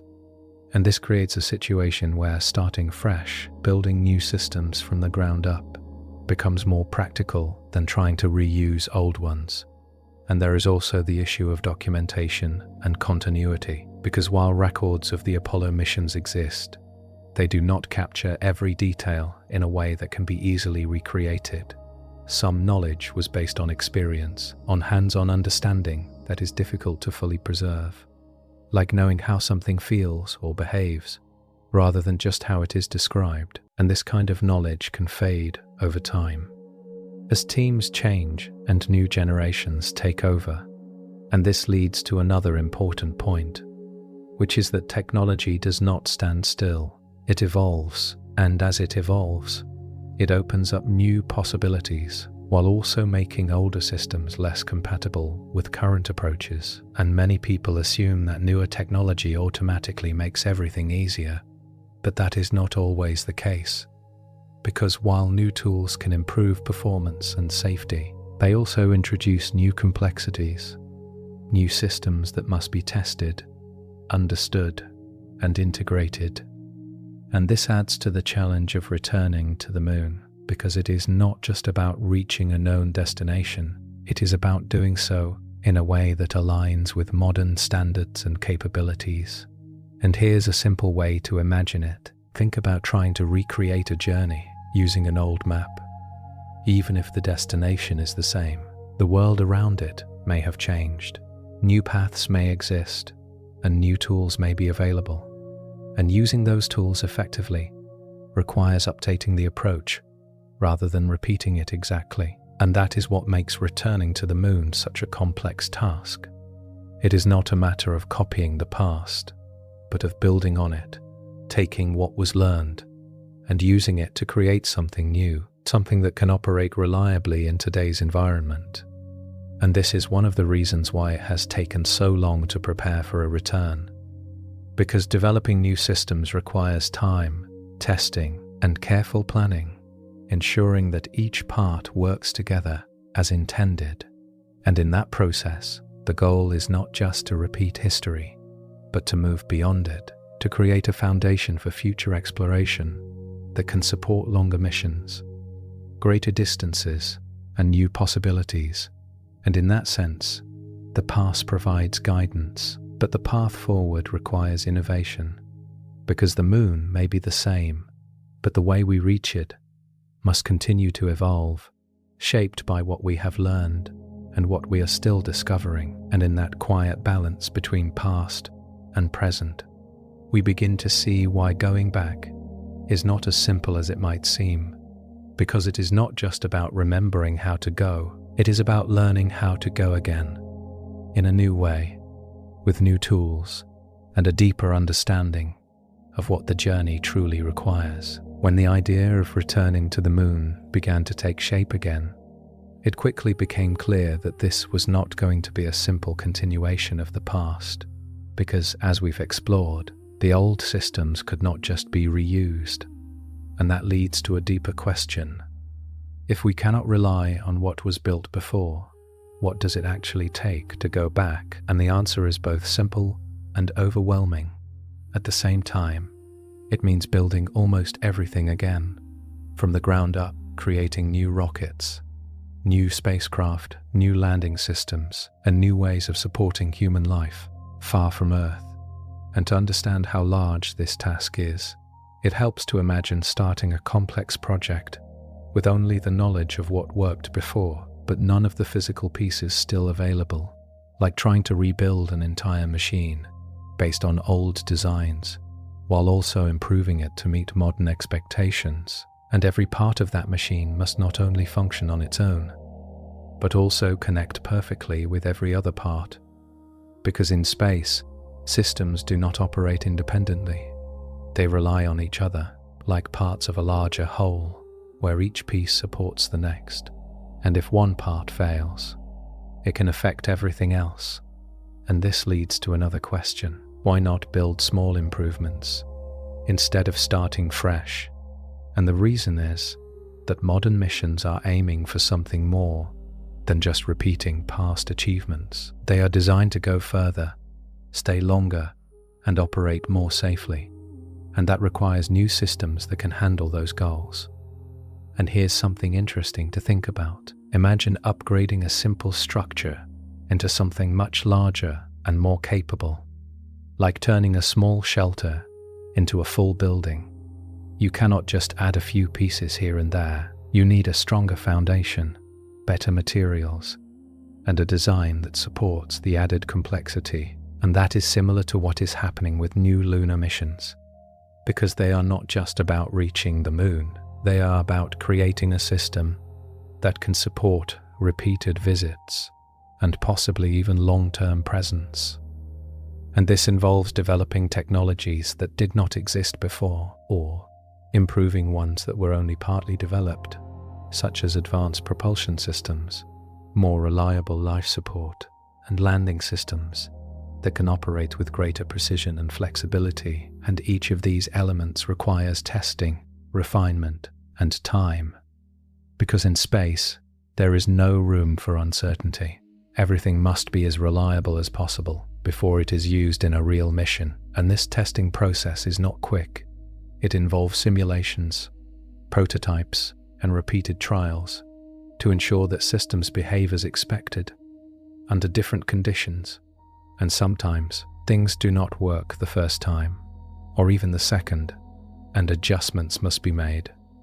Designs must be found, and this is a normal part of building something complex. But it also means that progress can feel slow, especially from the outside, where the final goal is clear but the steps to reach it are less visible. And this brings up another question: why does it take so long to develop these systems? And the answer lies in the level of detail required. Because every component, no matter how small, must be designed to function in the harsh conditions of space, from extreme temperatures to vacuum and radiation. And even something as simple as a seal or a connection point must be able to perform reliably over time. And here's a simple way to imagine it. Think about building something that must work perfectly in an environment where repair is difficult or impossible. You would take extra time to ensure that every detail is correct. Because once it is in use, there may be no easy way to fix it. And that is exactly the situation with space systems. Because once a mission begins, everything depends on what has been built and tested beforehand. And there is also the challenge of integration, bringing all these new systems together so they can operate as one. Because a rocket, a spacecraft, and a landing system must all work in coordination, like different parts of a journey that must align at the right moments. And ensuring that alignment requires careful planning and communication between teams, each working on different aspects of the project. And this coordination adds another layer of complexity, because changes in one area can affect others, requiring adjustments and further testing. And many people assume that once the decision is made to return to the moon, the process should move quickly.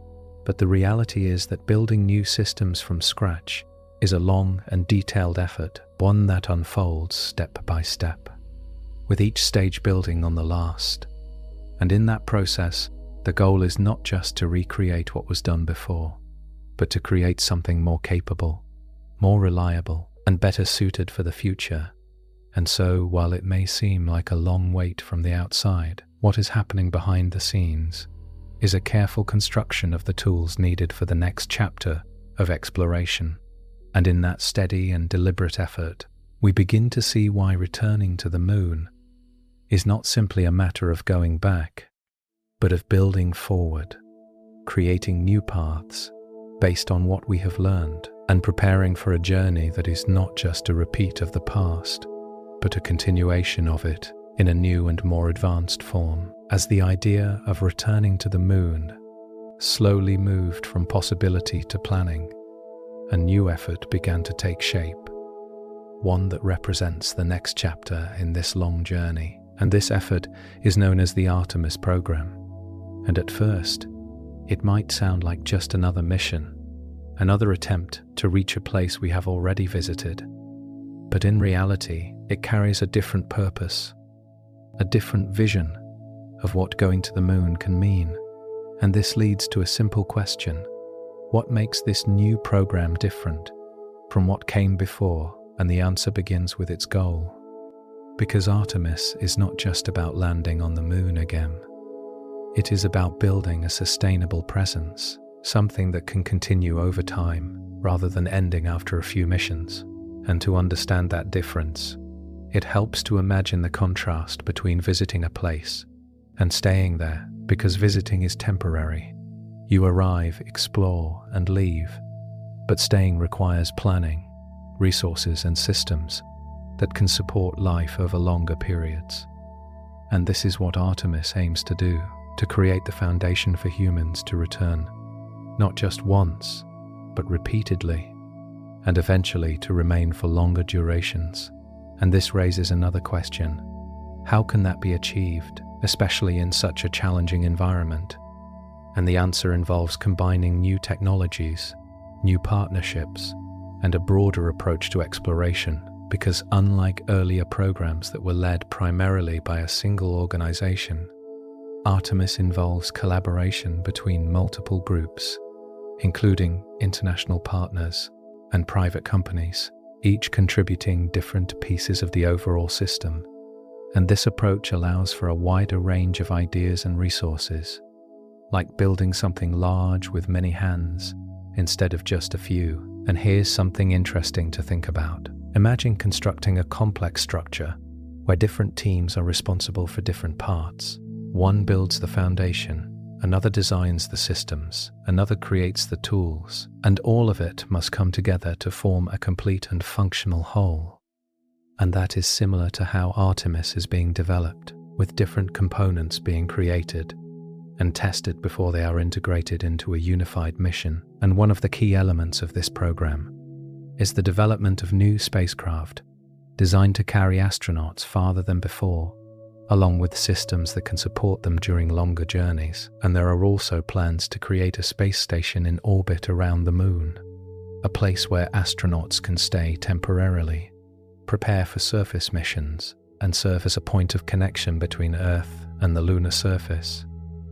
And this idea adds another layer to the exploration process, because it creates a stepping stone, place that makes it easier to move between different parts of the journey. And this leads to another question: why not go directly to the surface as before? And the answer is that adding this intermediate step provides flexibility and support, allowing missions to be planned and adjusted more effectively. And it also helps prepare for future exploration beyond the Moon, because learning to operate in lunar orbit can provide valuable experience for traveling even farther. And many people assume that returning to the Moon is simply about repeating history. But Artemis shows that the goal is something more, something that builds on the past, while looking ahead to new possibilities. And this includes plans to explore areas of the Moon that were not visited before, such as regions near the poles, where conditions are different and may offer resources that can support long-term missions. And here's a simple way to imagine it. Think about exploring a place not just for its surface, but for what it can provide.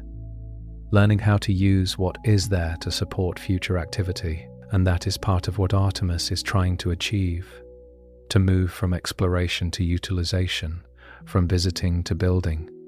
And this shift changes how missions are designed, because it requires thinking about sustainability, about how to create systems that can operate continuously rather than temporarily. And this is one of the reasons why it has taken time to develop, because achieving that level of capability requires careful planning, testing, and coordination.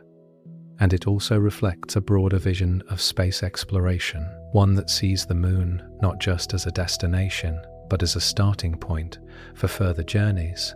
And in that sense, Artemis is not just about going back. It is about preparing for what comes next, creating the tools, knowledge, and experience needed to move beyond what has already been done. And in that steady effort, we begin to see the shape of a new chapter, one that connects past achievements with future possibilities. And in that connection, the path forward becomes clearer, not as a simple return, but as a continuation of a journey that is still unfolding, shaped by curiosity, innovation, and the quiet determination to reach beyond what we already know. It might seem natural to think that returning to the Moon today should be easier than it was before, because technology has advanced, computers are faster, materials are stronger, and our understanding of space is deeper. And in many ways, that is true. We have better tools and more knowledge than ever before. But at the same time, something else has changed, something that makes the challenge more complex rather than simpler. And this leads to a quiet but important question. How can something become both easier and harder at the same time? And the answer lies in expectations. Because as our capabilities grow, so do the standards we set for safety, reliability, and success. And these higher standards shape how missions are designed, tested, and carried out. And to understand this, it helps to imagine building something important. In the past, you might have accepted certain risks or uncertainties because the goal was to achieve something new. But today, with more experience and more knowledge, you would aim to reduce those risks as much as possible, adding layers of protection, checks, and safeguards. And while this makes the final result safer, it also makes the process more detailed and time-consuming.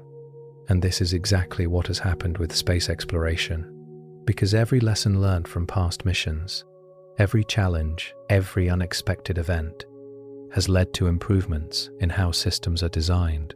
And those improvements require careful testing and verification, ensuring that each part performs as expected under a wide range of conditions. And this raises another question: why not move faster if we already know so much? And the answer is that knowing more also means understanding more of what can go wrong. And once you are aware of those possibilities, it becomes difficult to ignore them, because each one represents a risk that must be addressed. And addressing those risks takes time, planning, and resources. And here's something interesting to think about. Imagine preparing for a journey where you know every possible obstacle along the way. You would not simply move forward quickly. You would take the time to prepare for each one, to make sure you have the tools and plans needed to handle them. And that preparation, while valuable, slows the process compared to moving forward without that knowledge. And this is one of the reasons why returning to the moon today can feel slower than it did in the past, because the approach is more careful, more deliberate, and more focused on long-term success rather than short-term achievement. And there is also another layer to this, which is the complexity of modern missions, because the goals are no longer limited to reaching the moon and returning. They include staying longer, exploring more areas, and building systems that can support ongoing activity. And this adds new challenges, because each additional goal requires new technology, new planning, and new coordination. And all of these elements must work together seamlessly, like parts of a larger system where each piece depends on the others. And ensuring that level of coordination is not simple. It involves multiple teams, multiple organizations, and sometimes even multiple countries working together. And while this collaboration brings many benefits, it also adds complexity, because decisions must be aligned, schedules must be coordinated, and systems must be compatible. And this can extend to timelines as different parts of the project are developed and integrated. And many people assume that with modern technology, everything should happen faster. But in reality, greater capability often brings greater complexity, and managing that complexity requires careful attention, because even small issues can have larger effects when systems are interconnected.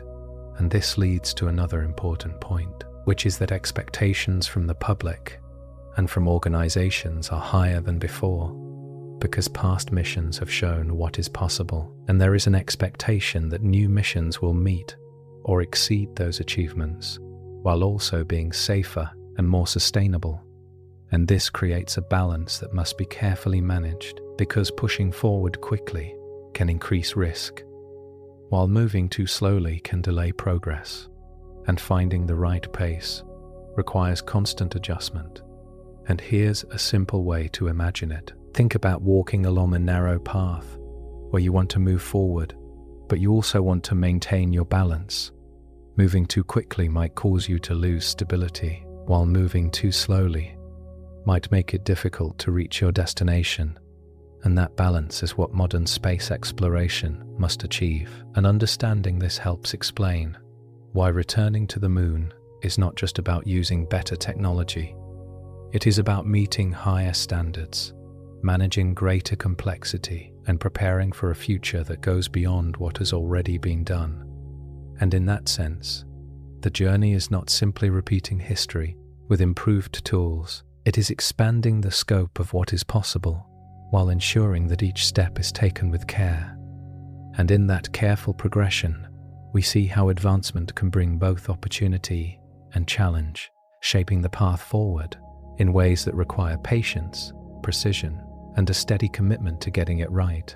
Because in space, where conditions are unforgiving, the margin for error remains small, no matter how advanced the technology becomes. For a long time, missions to the moon were like brief visits, carefully planned journeys where astronauts would arrive, explore for a short time, and then return home like stepping into a distant place, just long enough to understand it before leaving again. But now, the vision has begun to change, slowly shifting from visiting to staying, and this leads to a simple but meaningful question. What does it really mean to stay on the moon? Because staying is not just about being there longer, it is about creating a way to live, to work, and to continue operating in an environment that does not naturally support life. And to understand how different that is, it helps to imagine the difference between camping for a night and building a home, because camping is temporary.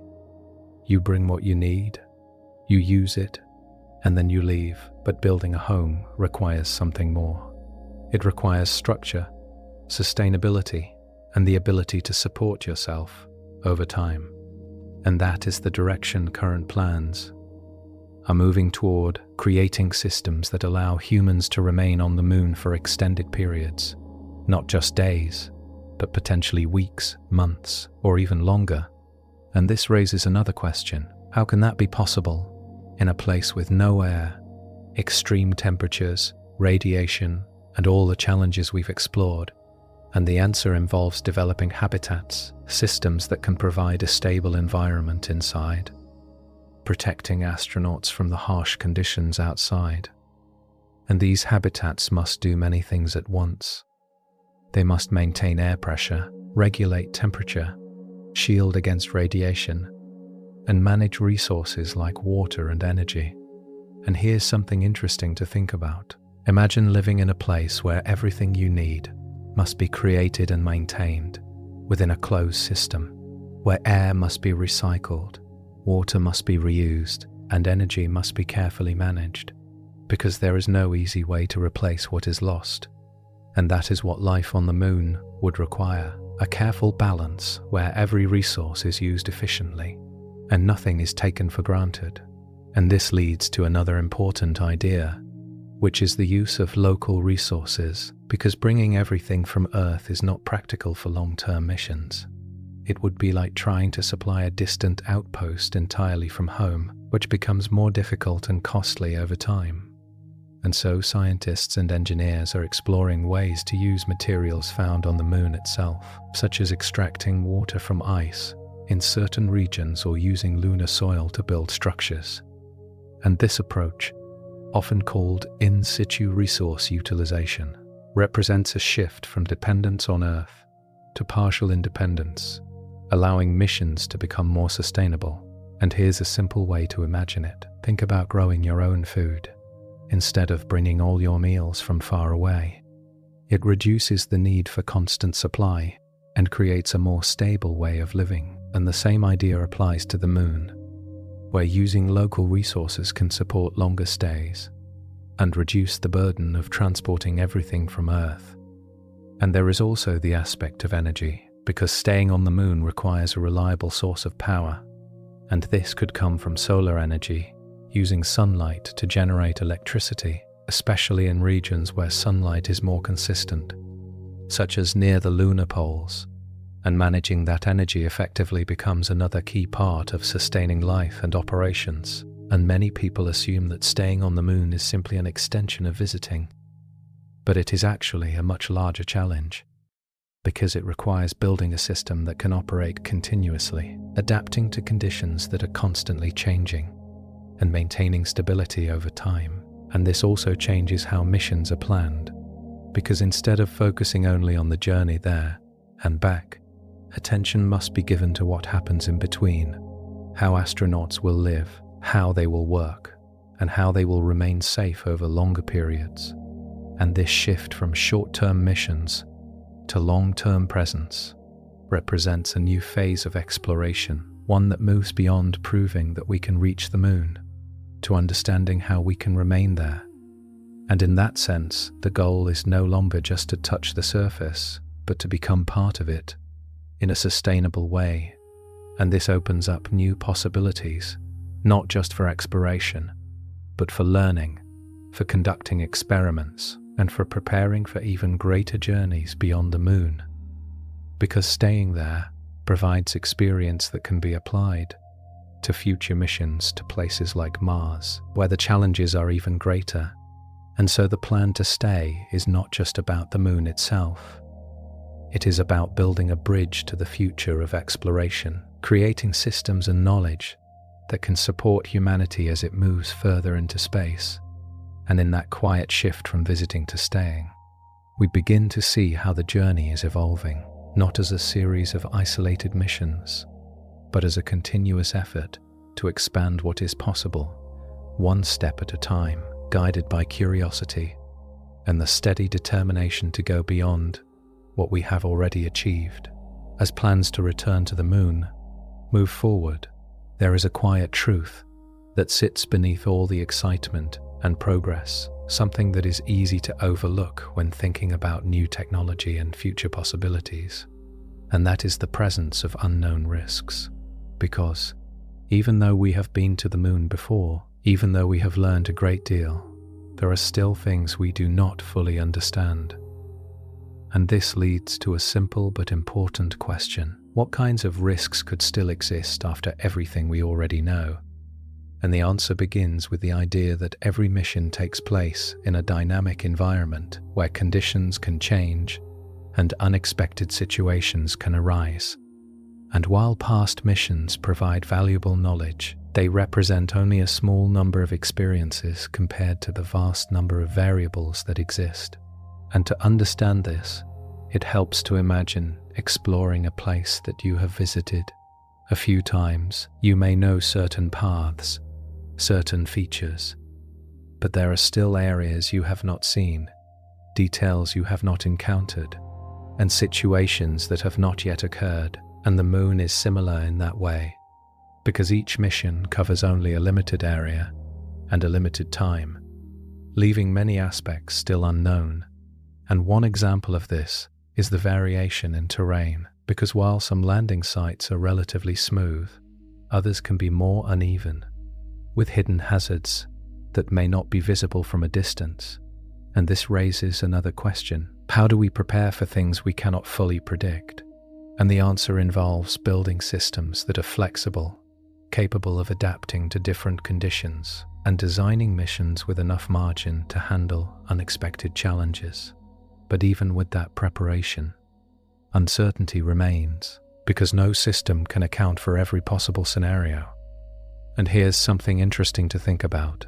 Imagine planning a journey where you have studied the route, prepared your equipment, and practiced your steps.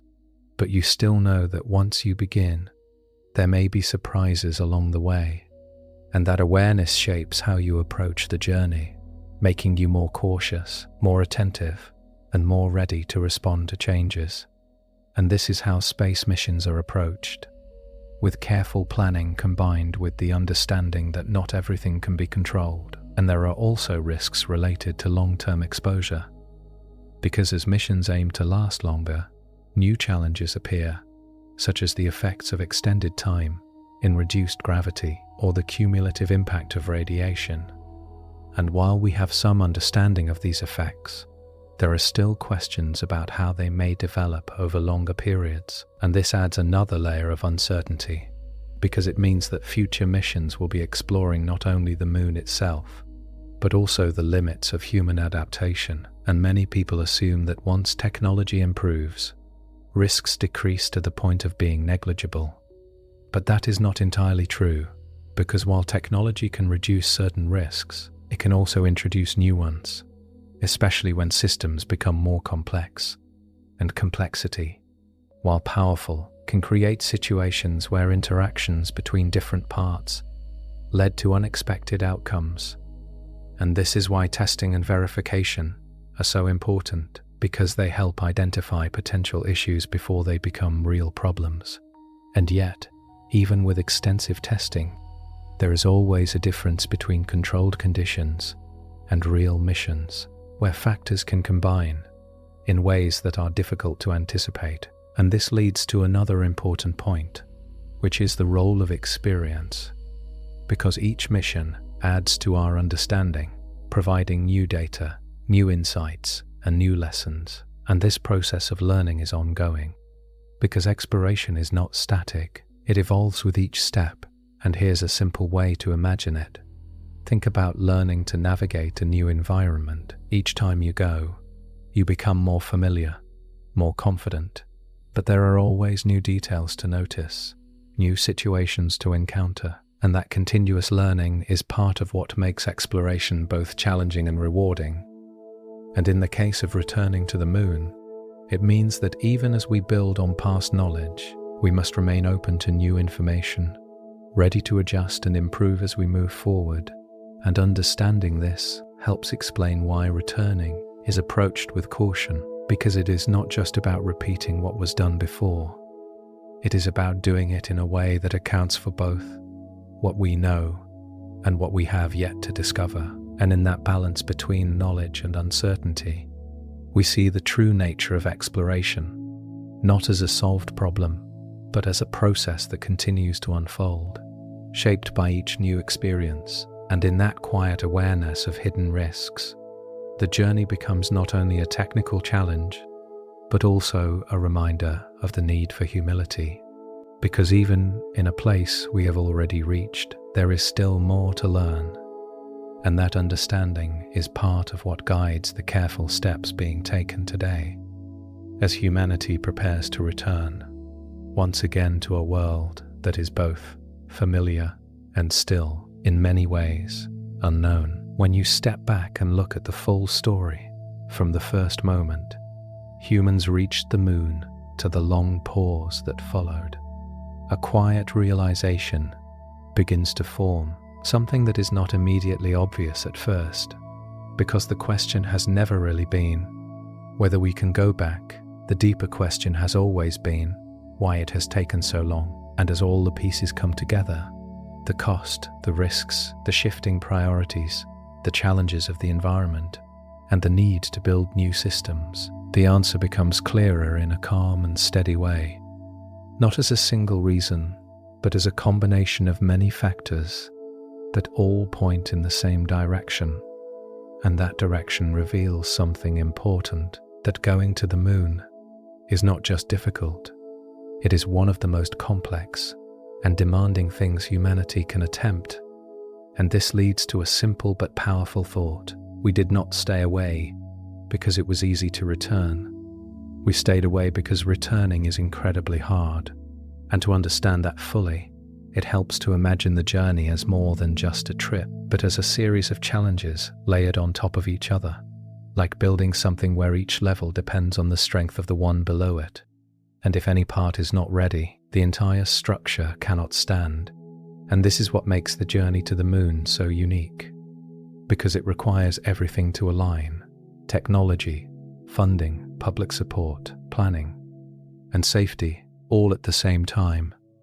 And if even one of these elements is missing or weakened, the path forward becomes more difficult.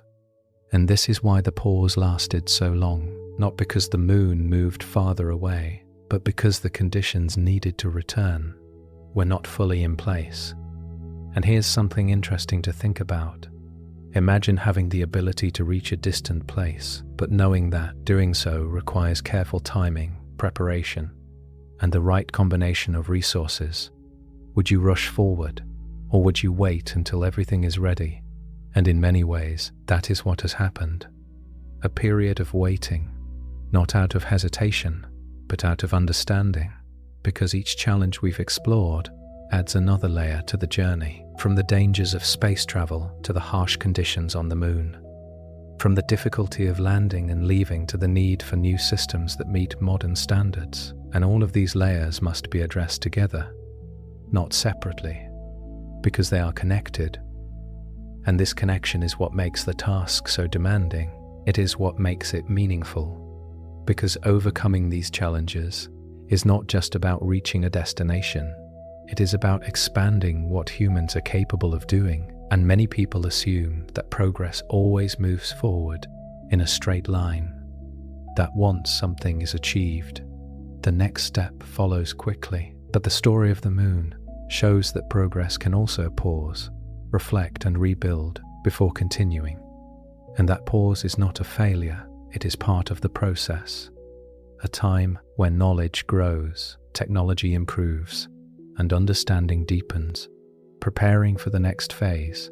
And this brings us to another quiet realization, that returning to the moon today is not the same as returning in the past.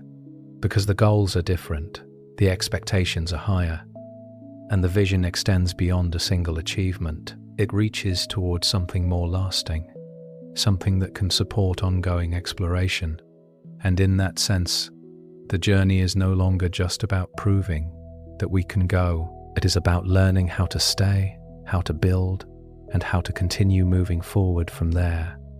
And this makes the challenge even greater, but also more meaningful, because it connects the past with the future, turning a single step into a path that can be followed again and again. And here's a simple way to imagine it. Think about opening a door for the first time, stepping through it, and then spending years preparing to walk through it again. Not just to repeat the step, but to bring more with you, to go further and to stay longer. And that is what returning to the moon represents. Not just going back, but moving forward with a deeper understanding of what it takes. And in that understanding, we see why the journey has taken so long. Because it is not just about distance or technology, it is about everything coming together in the right way, at the right time. And when that happens, the path opens once again, not as a simple return, but as a continuation of something much larger, a journey that began with a single step and continues with each new effort to reach beyond what we know. And in that quiet realization, we begin to see the true meaning of the story, that the moon was never just a destination. It was a beginning, and the time it has taken to return is a reflection of how extraordinary that beginning truly was, and how much it asks of us to take the next step beyond it.